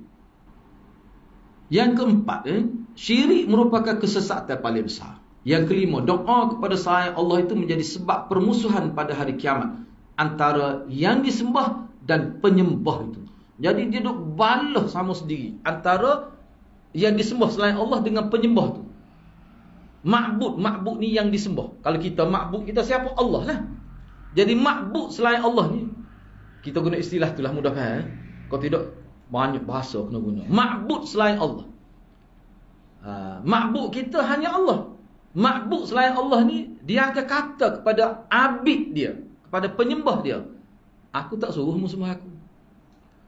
Hak mu buat tu tak terlibat dengan aku pun. Balah pula situ. Sebab penyembah dia kata, mu lah kimu aku jadi sah. Dia kata, siapa suruh? Dia nafi. Padahal dia suruhnya. Syaitan tu lah antaranya. Dia suruh, tapi dia tak mengaku. Dia musuh. Tengok syaitan. Padahalnya jelas dah. Amal hak syaitan. Sebab itulah ulama kita tulis. Bukan so kitab, banyak kitab. Beberapa orang ulama tulis nak beza wali Allah dengan wali syaitan. Wali Allah ni dia bagaimana bentuk dakwah dia. Wali syaitan ni bagaimana bentuk dakwah dia. Memang disebut al-farqu baina awliyaillah wa awliyaish syayatin. Itu ada juga kitab. Perbezaan yang antara wali-wali Allah dengan wali-wali syaitan. Ulama tulis. Tujuan apa? Supaya umat Islam tidak keliru. Keliru tu bahaya. Dan orang kita kata ni, kalau kita tengok dalam Quran lah, kita baca Quran ni, salah satu sebab rasuk agama samawi sebelum Islam ni, sebelum Al-Quran turun, sebabnya ahli-ahli agama dia tu talbisul haq bil batil. Mereka mencampur adukkan yang benar dengan salah. Dia campur sekali. Perangai siapa ni? Tutup lebah zaman pokok Yahudi, pokok Bani Israel. Dalam Quran pun sebut. Antara mereka awal lagi dalam surah Baqarah tu, ayat tu Allah kata la talbisul haq. Jangan kamu duk kelirukan yang benar. Jangan duk campur benar bil batil dengan hak batin. Jadi rosak masyarakat. Pok-pok dia ni bukan dia mengelirukan main-main. Dia cabut, dia buang asal dia buah lain. Tu tahap iltibas dia. Bukan kecil-kecil iltibas dia. Na'udzubillah min zalik. Baik. Yang kelima, doa. Yang keenam, pada hari kiamat nanti orang yang disembah itu atau sesuatu yang disembah itu, sama ada iblis, syaitan dan sebagainya, tauk. Sebab tauk ni istilah yang digunakan dalam Quran. Tauk ni sesuatu yang menyesatkan manusia. Sama ada tauk tu dalam bentuk harta, dalam bentuk benda jamadat, ataupun tauk tu dalam bentuk manusia, makhluk hidup, manusia dan sebagainya. Semua tu tauk. Sesuatu yang menyesatkan manusia itu disebut tagut. Jadi dia akan balas. Bahkan dia berlepas diri. Dia kata dia tak terlibat pun dalam mengajak manusia melakukan syirik mu sendiri. Tujuan apa dia nak berlepas diri tu? Sebab dia nak mengurangkan azab kepada dia. Itu maksud dia. Yang ketujuh, penetapan adanya hari bangkit akan dikumpulkan manusia untuk diberi balasan. Jelas daripada ayat ni ada hari bangkit itu. Yang ke-8, berhala-berhala tidak dapat mendengar orang yang berdoa kepadanya. Dan mereka tidak ada kemampuan mengabulkan doa orang tersebut. Berbeza dengan keyakinan kaum musyrikin, mereka menganggap berhala itu mampu menyelesaikan masalah mereka. Paling tidaknya bentuk penyelesaian itu apa? Mereka akan pujuk Allah supaya terima doa mereka. Itu maksud dia sebenar. Sebab tu Syah Ismail Syahid, cucu Syah Waliullah tu, dalam kitab ada Risalatul Tauhid tu dia sebut. Dan masa saya belajar tu, saya tanya mula-mula kata, ni lah sebenarnya hakikat syirik. Hakikat tawassul tu hak tu lah sebenarnya. Gapo dia? Dia guna kabel untuk mempengaruhi Allah. Kabel dia apa? Orang soleh. Sebab kalau dia doa sendiri, dia tak yakin Allah terima. Maka dia guna perantara orang soleh. Seolah-olahnya dengan sebab orang soleh ni, Allah akan bagi. Jadi Allah akan terpengaruh dengan orang soleh. Hak tu syirik tu. Ada unsur penyamaan dengan makhluk. Kan kalau kita nak pergi jumpa menteri besar, kan nak minta projek, kita cari orang-orang yang baik dengan dia lah. Biarlah hak ni saya sebut ni Molek ni, dua watak ni meninggal dunia dah. Tok Guru, almarhum Tok Guru Sebelah Kata dengan adik dia. Meninggal juga adik dia. Saya sebut secara umum kita. Hak siapa pada saya ni maknanya anak-anak dia juga. Nak ayatnya percubaan. Orang cuba nak rasuah Tok Guru tu melalui adik dia. Dia nak minta projek, dia bui kereta mewah pada adik dia. Bui kereta mewah pada adik dia. Suruh adik dia mari minta. Bila sampai pada Tok Guru kata, hantar semula kereta tu. Bui kereta, kau tak bui kereta apa, aku tak akan bagi projek pada orang tak layak. Mana kalau ambil berdosa. Minta hantar semula kereta tu. Nak ayatnya tu cara dia. Maknanya nak direct Tok Guru, mungkin tak boleh cari orang yang baik dengan dia, adik-beradik, mak dia ke, ayah dia ke. Begitulah seolah-olahnya kata Syekh Ismail Syahid. Nak doa sendiri tak terima sebab apa? Sebab kita telah diberi faham yang salah. Kita ni kotor, kita ni tidak wali, maka tak boleh berdoa. Tu ajaran salah tu. Ajaran itu sebenarnya merupakan ajaran yang diperluaskan oleh ahli agama supaya masyarakat bergantung dengan dia. Sedangkan ajaran Nabi, kita kena bergantung dengan Allah. Ulama ni pemudah cara untuk memahamkan masyarakat kena agama. Ni tidak. Dia uruh agama, biar orang bergantung dengan dia. Tu bahaya. Bila bergantung dengan dia akan banyaklah dapat nikmat dunia tu di situ tu. Nikmat dunia tu banyaklah dia akan dapat. Itu tujuan dia. Padahal kita kata Nabi dia ajar, kamu kotor sebagaimana, kamu banyak dosa pun kamu berasa, kamu kena minta direct dengan Allah keampunan itu. Hak tu Nabi ajar pada kita lah. Tetapi puak-puak ni dia. Ni silap. Terpengaruh dengan ajaran luar. Kristian memang begitu. Kristian ni mana ahli agama dia tu, kira dia siapa dia tak wakil tu. Padri tu wakil tu. Siapa begitu sekali. Islam tidak. Tak ada wakil-wakil. Direct. Baca sangat ayat tu masa nak berdoa tu. Nah, wa qala rabbukum ud'uni astajib lakum. Tapi amal tidak lagu tu. No. Gitu sebenarnya. Tu Syekh Ismail kata syirik tu. Tu termasuk dalam tawassul tu dengan orang mati. Tak boleh. Memang dia tak sebut, tapi seolah-olahnya tu dia kata sebab tu. Allah nak terima doa kita sebab itulah, sebab dia orang soleh. Mana dia bawa? Sebab tu dia minta gini. Dia minta, dia kata, saya, wahai Tuhanku, aku mohon kepadaku dengan berkat orang soleh ni. Tu satu bentuk. Selagi ada. Dia tiga semua. Mula-mula sekali dia minta dengan, ya Allah, mana sembuhkanlah penyakit aku ni dengan berkat guruku yang mulia, sebut nama sekian-sekian. Tu dia panggil tawassul juga. Tu satu bentuk. Kalau tu ulama kata tak lidah tu gitu tu. Tapi ulama kata tak syirik tu. Hak selagi dia bukan minta dengan Allah. Dia minta dengan orang mati supaya orang mati tu minta dengan Allah. Wahai guruku yang mulia, mohonlah kepada Allah untuk saya gini-gini. Dia tidak minta dengan Allah. Dia minta dengan itu supaya orang soleh tu minta dengan Allah. Tu satu. Tu ulama kata hak tu tak boleh. Hak tu amalan jahiliah tu. Hak tu sembah berhala, hak tu lagi awak. Selagi dia minta direct dengan orang mati. Wahai guruku, sebutlah CD ke apa no. Bukan CD hak main hak bola tu dak. CD ni hadrat penghuluku, tuanku. Tu makna CD. Tu makna dia. Biasa-biasa saya dengar ni dalam internet dia sebut CD tu. Kita tahulah maksud CD apa, CD tu. Minta terus, tak sebut pun nama Allah. Tu memang jelas, tak ada khilaf. Hak buat ni pun ada yang buat gitu. Tapi kebanyakan tidak buat hak berat sana. Dia duduk tengah sana. Hak serupa dengan Arab jahiliah. Tu. Hak saya sebut doa tiga segi tu. Dia pergi pada orang mati terbawa kepada Allah. Hak yang pertama hak ni, tawassul tu, dia minta ke Allah dengan berkat orang soleh ni. Tu lama kata hak tu pun tak boleh dah. Sebab apa? Bercanggah dengan ajaran Nabi. Saya pernah dengar ni sahabat saya pun ada ila hadrati Syekhil Kiram kepada kehadapan ini, ya Allah, dengan berkat guru saya ni, itu saya biasa dengar. Pasal saya kata dia tak boleh muak hijab lagu ni, Nabi tidak ajar gitu ya. Baik, berhala-berhala itu tidak dapat mendengar orang yang berdoa kepadanya, dan tidak boleh mengabulkan doa orang tersebut. Berbeza dengan keyakinan kaum musyrikin yang dia anggap boleh, walaupun tak dengar apa boleh. Sebab apa? Sebab hakikat dia bukan minta pada batu berhala tu. Hak tu hanya sebagai lambang sahaja. Hakikat dia minta dengar orang salih. Cuma isu dia sekarangnya, kalau kita lihat dari sudut lain, orang-orang yang bertawassul ni, doa dia akan terbatas. Sebab tu dia sebenarnya tawassul ni sebenarnya saya tengok memang ialah syaitan ni sangat licik.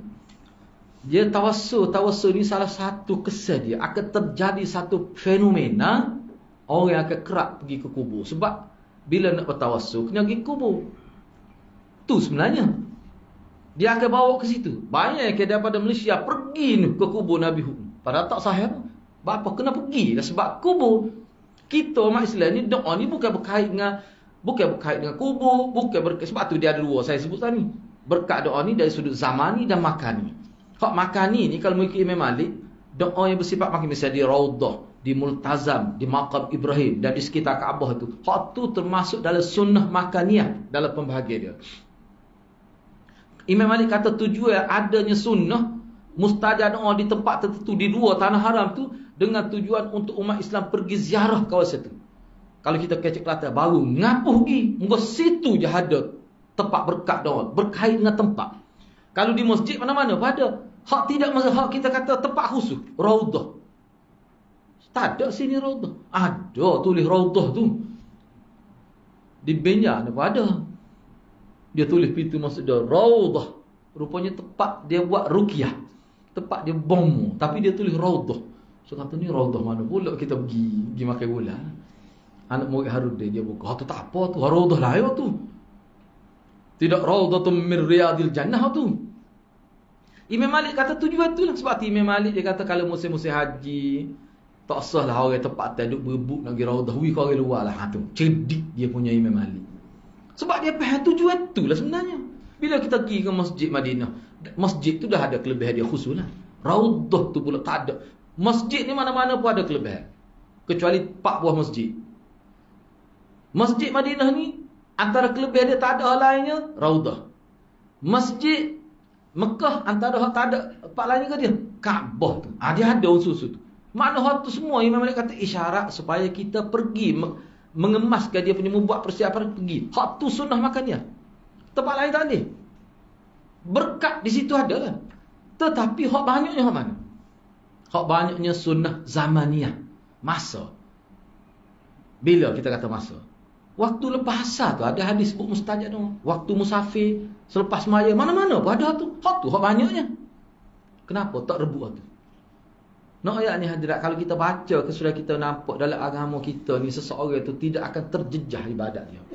Sebab apa? Luas sangat dia punya kelebihan agama ni. Kita tak boleh pergi Mekah. Lepas tu tak ada kelebihan kita. Ada. Hak mustajab doa ni bukan Mekah saja, bukan duduk rumah kita pun ada. Antara yang disebutnya ketika kita terdetik, teringat pada masalah.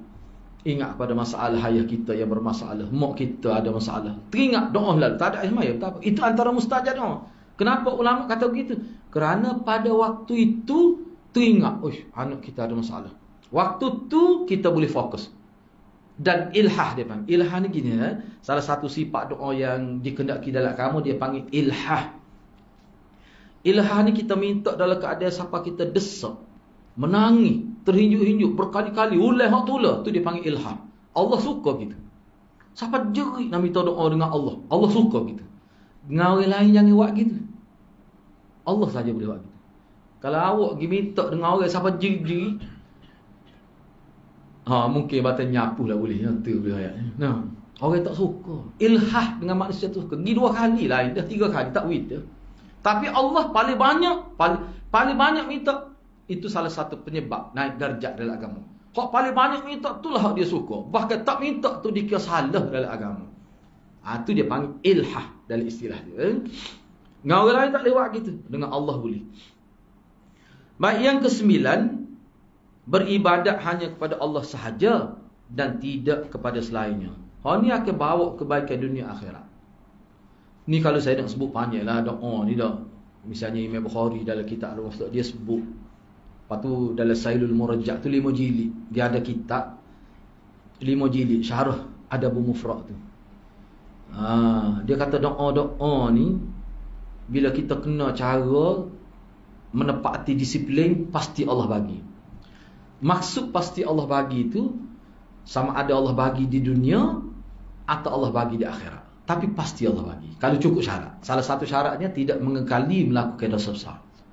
Sentiasa bertaubat. Itu yang pertama. Yang kedua, maksud pasti Allah bagi itu, kadang-kadang Allah bagi lain daripada yang kita minta.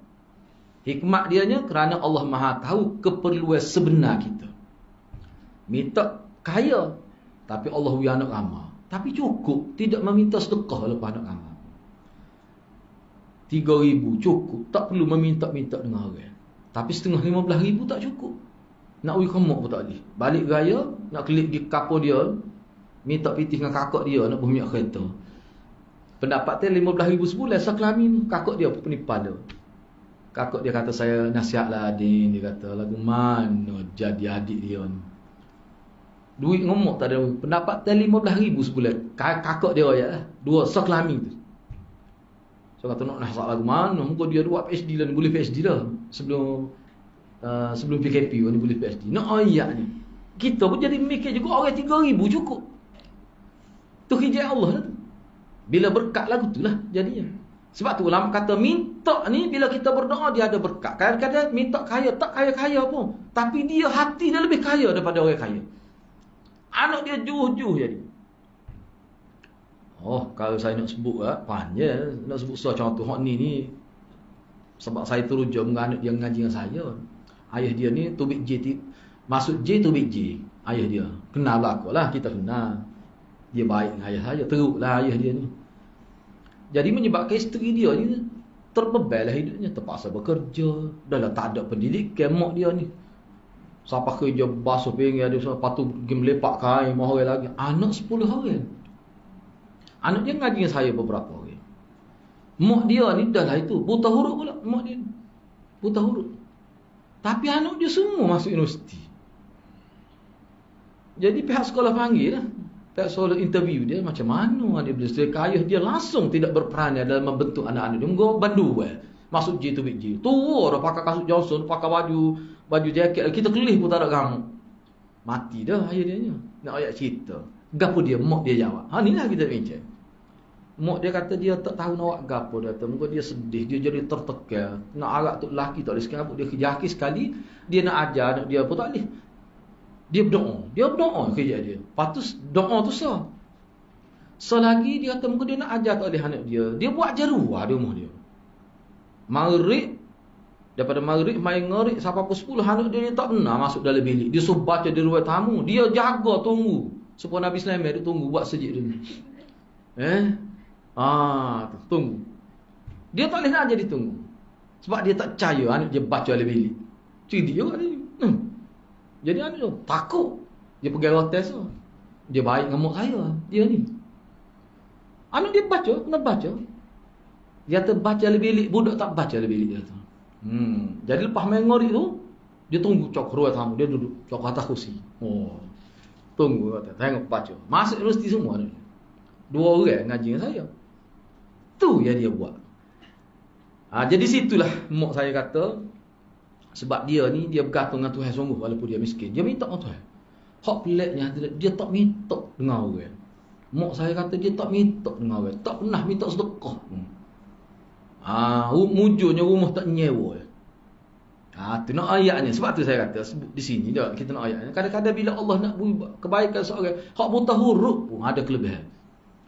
Betul nah dia. Anak dia saya luar biasa pada dia. Anak dia. Apa? Mak dia jadi gini. Mak dia tak reti nak agak apa. Nak hari saya jumpa dengan mak dia tu. Dia bawa kuih, jual kuih gitu. Kalau anak berkelebihan. Sebab tu di sini orang Islam ni bila dia bergantung dengan Allah dia tak akan rugi. Kena yakin hak tu. Tak suruh ayat. Tapi kena ada usaha. Memang dia usaha dengan keadaan dia. Hak saya pelik selaginya, macam mana cukup tu dengan jual kuih, dengan sekadar pergi basuh pinggan, dan jual kuih pagi. Tahu pukul berapa dia bangun? Pukul 4 pagi. Anak dia duduk tidur belakang, dia duduk goreng. Oh, kita dengar apa pelik muk dia ni. Lepas tu dia boleh pak kain mahal lagi. 3 perkara tu dia buat. Nak besar anak dia 10 orang. Hak saya nak ayatnya, muk saya sebut, muka dia kawan mak saya. Dia kata dia tak pernah minta dengan orang. Dia ada prinsip dia, walaupun dia buta huruf tak ngaji pun. Dia bergantung dengan Tuhan, dia berdoa. Masa pihak sekolah tanya dia macam mana dia boleh berjaya semua anak dia. Begitu di sini yang dimaksudkan bahawa orang yang minta dengan makhluk ni, dia akan rugi hidup dia. Sebab apa? Dalam hadis Nabi sebut, kalau kita minta dengan orang ni, kalau dia wih mujur, kalau tak wih saja. Tapi kalau minta dengan Allah, kalau Allah tak wih selalu pun, dia wih lalu. Kalau dia wih lalu, dia pahala. Minta kaya tetapi tidak diberi kekayaan. Banyak saya tengok dalam kitab, orang yang tidak diberi kekayaan, dia diberi keberkatan. Tu kelebihan doa ni, kelebihan dia banyak disenar. Antaranya mungkin setengah orang dia tak nampak doa tu, dia tak nampak hasil doa. Tapi orang yang faham, dia kata tetap dia dapat kebaikan. Gapo dia berkat lah, tak boleh. Sebab tu ulama kata dia pasti boleh. Kalau tidak di dunia pun akhirat. Padahal di dunia pun dapat dia berkat tu lah. Berkat itu. Kemarin saya jumpa ada seorang tu skin cepat kaya ni, skin cepat kaya. Saya kat nasihat dah. Berbelah kali dah saya nasihat kepada dia. Dah mula tak pergi masjid lama dah. Dia sendiri pun hidup dia menengung gitu ya. Bini dia kata bangun pukul 5 pagi pun, subuh tak payah bangun awak, apa duk neng, duk nampak benda-benda dalam tu. Tu kesal dia, bahaya, na'uzubillah min zalik. Lepas tu tunjuk tengok ni. Dapat statement daripada syarikat tu lah, skin cepat kaya. Duit terkumpul dia 1.5 B, bukan main-main. Saya kata, cikgu percaya dia ni. Kata ketah lagu ni hamba boleh buat. Naknya tak mati, nak hampir mati. Dalam ni terkumpul 1.5 bilion. Dia seorang boleh banyak tu. Naknya manusia ni hadrat bila tidak berkat hidup ditipu, dia boleh percaya bagi lagu tu. Kesal dia apa? Sebab tu dalam hadis Nabi tak benar kita hidup dalam alam khayalan. Dia panggil tamanni tadi. Tamanni, istilah tamanni itu sifat mazmumah. Orang yang hidup dalam khayalan, tidak hidup dalam realiti. Nabi ajar nak dapat harta ni kena kerja. Tu Islam ajar. Bukan dalam bentuk lagu tu. Teruk kesal dia hadrat. Na'uzubillah min zalik. Siapa kita duk tanya-tanya, tunggu dia cikgu. Tak pergi dah masjid dah ni. Duk tengok statement tu. Di atas semua, di atas semua gini jihad harta, bila duit ni buat pelani masjid 2 ayat. Kita tak ada lilin. Nanti lah. Tu bagi lagu tu. Agama Islam kita, orang yang betul-betul berdoa kepada faham molek tak akan jadi gitu. Maksud raya. Kalau ikut betul. Sebab tu dia kena ngaji dengan cara yang betul. Sebab itulah pengajian terbaik umat Islam ni untuk kebaikan di akhirat, Quran dengan hadis. Kau tu terbaik. Jangan lari daripada tu. Enggak, Quran ni pun banyak pula. Sebab tu saya sarankan kalau masjid ni paling kurang 3 kali seminggu. Pertama sekali pemahaman secara harfiah, ngaji tajwid itu standard mana-mana. Tadabbur, kemudian tafsir secara mendalam. Boleh jadi 1 ayat tu 1 waktu. Tadabbur ni 10 ayat, boleh dalam 1 jam itu. 3 ambilan. Banyak lagi lain, maudhu'i dan banyak lagi. Satu pun tak apa dah. Misalnya tafsir yang paling baiknya, yang paling utama, tafsir Quran bil Quran itu. Tafsir Quran dengan Quran. Hak Maulana ada buat tu. Ayat ni sebut orang-orang muttaqin. Siapa muttaqi tu? Kena rujuk dalam ayat ni. Orang yang aksari, orang rugi. Ciri orang ruginya, tengok dalam ayat ni. Maksud al-aksari. Tu dia panggil tafsir Quran dengan Quran. Lepas tu janji banyak dalam Quran disebut. Ni janji untuk maksud. Semua tu ada. Tu.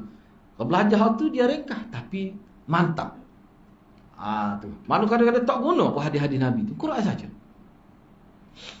Tu salah satu itu. Kena ikutilah. Orang kita ni pun pelik hati-hati lah. Kucelung tu jauh.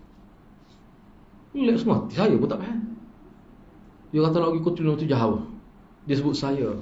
Saya kata berapa kilo Kucelung? Kucelung tu berapa kilo? Pelik orang kita ni. Tapi kalau orang lain pergi jauh pun. Kucelung tu jauh. Taklah sabar. Tu saya tanya dia. Kata tahu ke kujulung mana? Dia kata tahu. Saya kata tahu. No. Dia kata saya dia kujulung ni dia sebelum KL. Kujulung. Sebelum KL tu kujulung dulu. Noyak dekatnya kujulung tu. Dia ada sejauh. Sebab gini, sebab dia sebut, dia kata ngatuk, dia kata tak jadi belah mana dengan secara online. Kata gila kujulung kau. Jauh dia kata kujulung ni. Kata duduk mana? Malah sebut duduk mana. Takut boleh agak. No.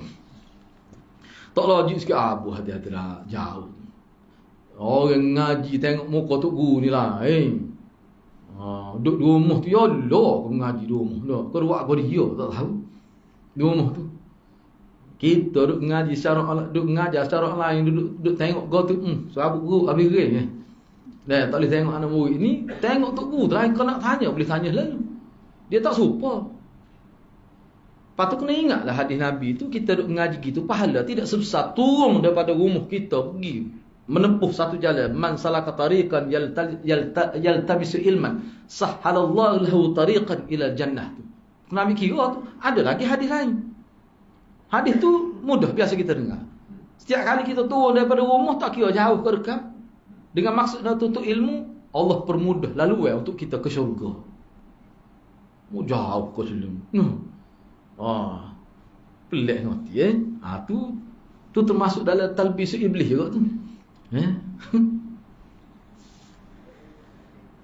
Kalau saya ngerti jauh. Jauh tu semua tu. Jadi rugi lah. Saya ingat sama ni, ada ulama sebut. Dia kata manusia ni, dia kadang-kadang dia gagal hargai sesuatu yang ada di zaman dia. Bila mati ulama, baru dia bahasa saya. Tu, di Bukhara tu. Masa Bukhari ada tu, kat halau Imam Bukhari.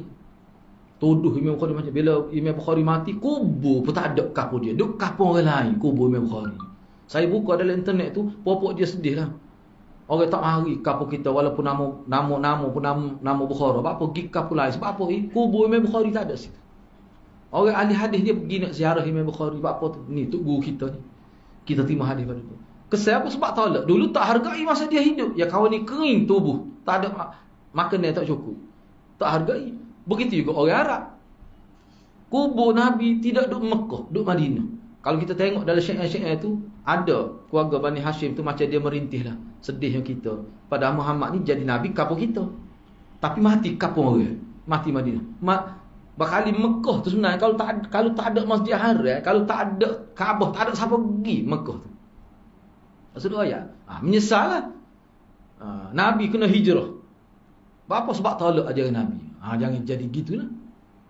Dia tengok dalam internet ni tak serupa.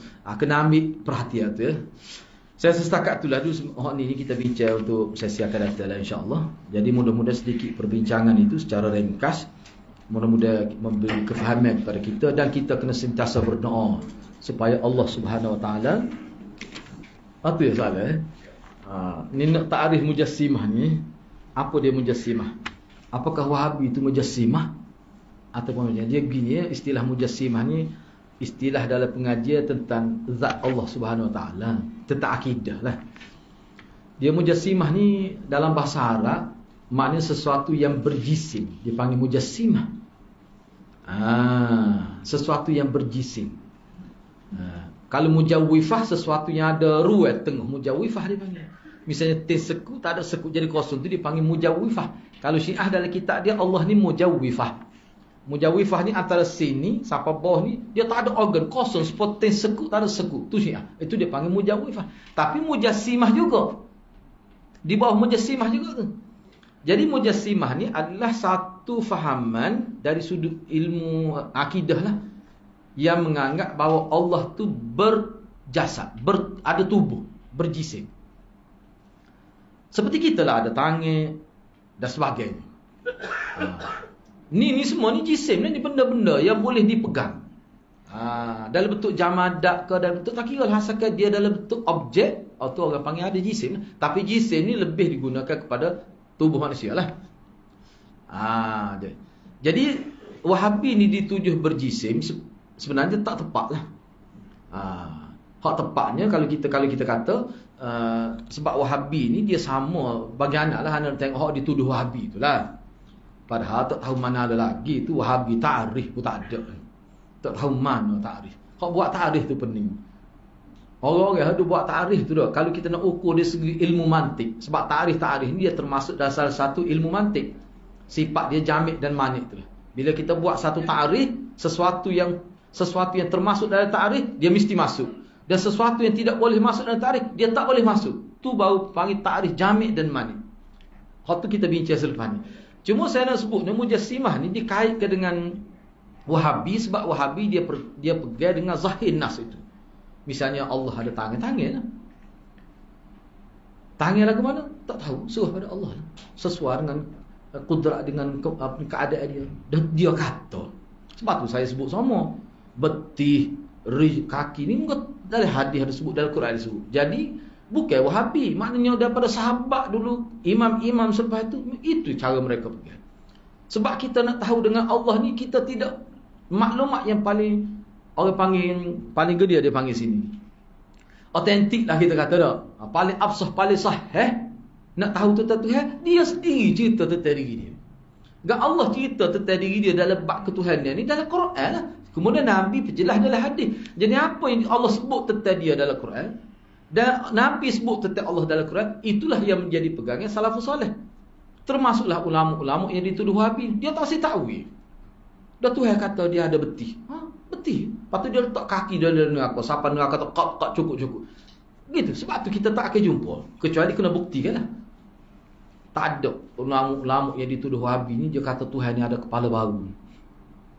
Tangan tu ada. Tangan pun tangan ni yadun, bukan adun. Tangan ni hadirat. Daripada hak ni dia panggil asabi', jari jemari. Hak ni setakat ni dia panggil yadun. Hak ni dia panggil zahrul yad. Hak ni dia panggil batnul yad. Hak ni dia panggil adud asfal. Hak ni adud a'la dia panggil. Hak ni dia panggil mafsal. Ni daripada sini. Hak ni dia panggil ibth. Hak ni dia panggil mankib. Hak atas ni dia panggil atiq. Tu dari nama dia je. Baik. Hak Tuhan sebutnya saya. Yadun. Yadun ni setakat ni. Ni kita sebut setakat ni dalam makna bahasa Arab. Sebab tu Syekh Waliullah kata yadun tak boleh nak terjemah dalam bahasa Parsi. Sebab dia makna lain. Ana pernah tanya Maulana. Tak ingat lah Maulana sebut. Maulana kata bahasa Parsi memang yadun makna lain. Sebab tu tak boleh terjemah. Kalau kita nak terjemah yadun dalam bahasa Parsi tak boleh nak terjemah tangan. Dia makna lain. Tak apalah, jadi dalam bila kata tangan tu kan, yadun tu setakat ni. Kita kata tangan manusia, cumanya tak ada seorang ulama kita kata Tuhan ada jari. Tangan tu ada. Jari tak ada. Jadi ulama kita tak sebut. Tak sebut mafsal, Tuhan ada sendi. Tak sebut pun adud asfal, adud bahagian bawah, ni lengan bawah, ni lengan atas. Tak ada sebut. Jadi nak kata Mujassimah tak boleh gitu. Sebab dia menepati Quran. Sebab tu ulama-ulama ada tanya, awak kata tangan dengan makna kudrat Tuhan ni betul ke Tuhan nak makna itu dengan tangan? Dari semata-mata bahasa Arab, tangan boleh dengan makna kuasa. Kaki tangan kerja. Kaki tangan kerja. Maknanya tenaga-tenaga kerja, staf-staf kerja, pekerja. Tu makna tangan. Sebab tu guru besar kata kaki khusi tak sopan dah. Tu kaki khusi tu iya ke? Mana tak sopan? Kaki ambil lah. Muka khusi. Benar lagu tu payah nak faham. Tangan itu. Muka kuala. Dia dah tengok dia tu apa? Dia duduk pening apa tak sopan muka dia muka kuala. Ni ada masalah ni hadirat ni orang ni ada masalah ni kalau lagu tu. Hak bahagi lagu tu tak boleh nak faham. Lepas tu dia duk kata, orang duk cerita belakang, dia mau jalan bawa mulut. Dia kata lagu mana jalan bawa mulut? Ada kau jalan tinggal rumah mulut. Dia tak faham bahasa. Lepas tu dia duk kata kau orang ni popok ni lagu tu. Mujassimah siapa mereka kata kafe. Tuhan kata Tuhan duduk atas aras, tu kafe. Bila kata Tuhan duduk atas aras, mana Tuhan bertempat. Siapa dia guna tu larah bahasa gitu, popok falsafah, bukan Quran. Quran gunanya bila disebut Allah berada di atas aras. Allah istiwa di atas arsy. Allah ada tangan. Dia kawal ayat-ayat ini dengan laisa kamitsli syai. Syarat kita letak dia tak serupa. Hak tak serupa tu lah sebenarnya hak dikendaki dalam Quran, bukan lafaz itu. Kalau nak kata Tuhan ada, kita pun ada. Kau tak percaya ama ada. Patut siapa dia ada ngajar ni? Atu raya. Wujud kau ustaz ni. Kalau kata wujud takut serupa dengan Tuhan pula. Tak jadi bingung kan? Ada kita dengan ada Tuhan lain. Laisa kami tak sama dari sudut mana tu. Tu kalau saya ada waktu saya lahir, ada waktu saya mati. Lepas tu saya kuasa banyak perkara lah. Makna tak sama tu sebenarnya hak mengelakkan daripada syirik, mujassimah dan sebagainya. Kalaulah, cuba buktikan. Mana ustaz-ustaz di Malaysia tak sekira luar negeri. Bak Dr. Basit tu, bapak Wahabi tu. Kama qala hum tu. Kama qalu. Seperti mana mereka kata. Kok mana tak tahu. Dr. Basit kata, Hana pun tak tahu Hana Wahabi. Dr. Basit boleh kata, kalau Wahabi Hana ni kalau gitunya. Nak kata, Hana pun tak tahu kalau ustaz tahu ayat. Jadi bingung gitu je. Lepas tu kalau kita tanya tak berani lah ayat. Siapa dia Wahabi je ayat? Sebab itulah tidak kena ingat. Hak yang dikatakan mujassimah ni hak menyamakan Tuhan. Misalnya Syiah dia kata Tuhan ni mujawifah, ada orang dua. Tuhan ni sekat. Tuhan ni ada abdomen. Mengikut Syiah dalam kitab dia. Ni tempat teluk ni. Tempat teluk ni sampai ke pusat ni, sampai ke hari-hari ni, antara itu dia tidak ada organ. Tu Tuhan dalam kitab. Hak tu lah mujassimahnya. Muka Tuhan tak ada sebut tu bagi lagu tu. Cuba buktikan ulama-ulama hak dikatakan mujassimah, hak dituduh Wahabi. Ada ke dia kecek Tuhan ada tekak ke? Ada? Tak ada. Dia sebenarnya dalam kitab Bukhari ada lagi hadis yang berat pada tu. Masa Nabi Mi'raj ni kan, Tuhan rapat dengan Nabi sampai Nabi terasa sejuk. Lagu mana cerita tu? Berat tu. Patut nak kata Wahabi, nak kata Bukhari Wahabi. Jauh lepas tu. Sebab itulah jangan tuduh orang. Bila kita anggap Wahabi ni kafir, kita kata dia Wahabi, kita jadi kafir. Yang kita main. Sebab kita kata awak Kristian, jadi kita jadi tidak Islam, kita ni menjadi rosak. Kita kata kau orang main-main gitu. Tak ada seorang pun ulama kecek lebih daripada sekadar ada dalam nas. Sebab tu kalau kita perhatikan ulama dia kata Tuhan ada tangan. Lagu mana tak tahu. Layak dengan dia, tangan layak dengan dia. Nak ayatnya dia pegang pada laisa kami itu kata kunci dia. Apa yang Allah sebut tentang diri dia zahirnya apa serupa, kita akan rujuk pada ayat laisa kamitslihi syai'. Itulah cara Al-Quran nak memahami, nak supaya kita faham tentang Allah. Patut awak kata Tuhan tidak berada di mana-mana. Tidak berada di mana-mana. Apa maksud? Cuba ayat. Patut siapa yang guna kalam itu? Zaman sahabat ke? Adakah zaman sahabat kata Allah tidak berada di mana? Bila bermula ada perkataan itu? Mari mana? Rakyat Malik nak mengambil. Rakyat. Tengok dia kata lagu mana? Mari daripada bawa falsafah ni lah. Ilmu kalam. Islam tak guna kaedah tu. Maknanya awak ni guna tentang Tuhan tidak mengikut metodologi Quran. Tidak ikut metodologi hadis. Rosak lagu tu. Pengaruh falsafah lah tu. Ilmu kalam ni guna kaedah falsafah. Jadi maknanya awak kata mujassimah tak betul lah. Kecuali ada orang kata tak kira siapa dia tu, mana Tuhan ni ada siku, Tuhan ni ada perut, serupa manusia. Ada tu kata siapa setinggi sama tinggi Nabi Adam Tuhan ni. Tu tak boleh. Kafir lah lu itu kalau kata gitu. Ada ke Wahabi kata gitu? Tak di Malaysia, sekira luar Malaysia sudah. Tak ada. Mana tak betul lah tu. Gitulah. Ni soalan ni saya nak baca ni. Kena baca dulu ni. Mana Imam Abu Hanifah lihat Tuhan, mimpi jumpa Tuhan 99 kali. Maka aku kata pada ni saya baca dah. Maka saya kata ni ada dah di dalam internet pun adanya. Kalau aku jumpa sekali lagi cukup 100. Aku nak tanya Allah Ta'ala, apakah amalan yang boleh melepaskan daripada seksaan engkau? Nampak sangat hadis ni. Orang panggil dirayah tak betul. Tak kira Imam Abu Hanifah tak tahu. Dalam hadis ada dah ni. Nak melepaskan daripada neraka Tuhan. Nabi royak berjebuk-jebuk dalam hadis. Tak payah duk tanya Tuhan, nampak di segi dirayah, tak betulnya. Kemudian maka aku lihat akan dia cukup 100. Mimpi lagi lepas tu, jadi cukup 100 sungguh. Aku pun kata, Ya Rabbi Azzal Jaruk wa jalla thana'uk wa taqaddasat asma'uk. Wahai Tuhanku, maha mulia berada dengan engkau ni adalah kemuliaan. Maha tinggi memuji engkau dan maha suci nama-nama engkau.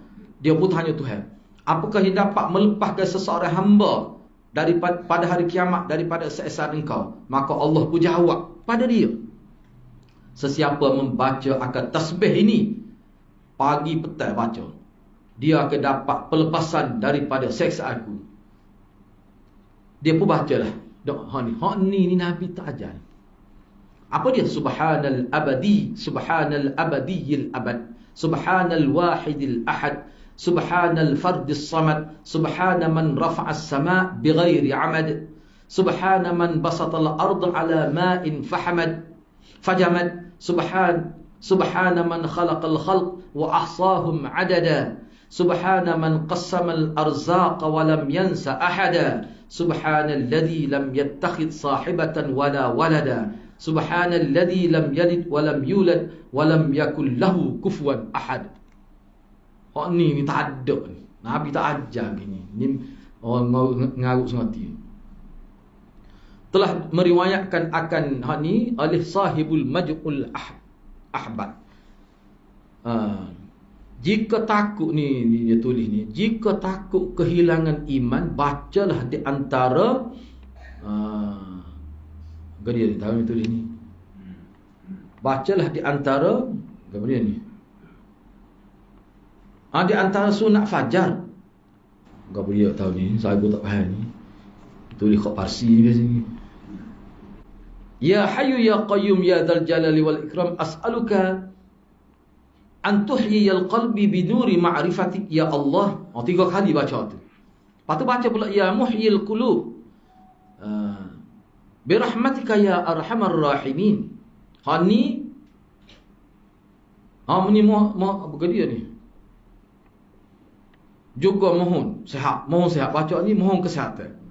Bangun daripada tidur bacalah subhanaka la ilaha illa anta rabbighfirli.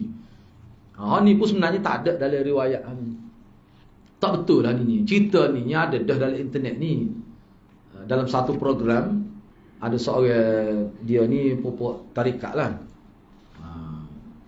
Dia sebut cerita ni.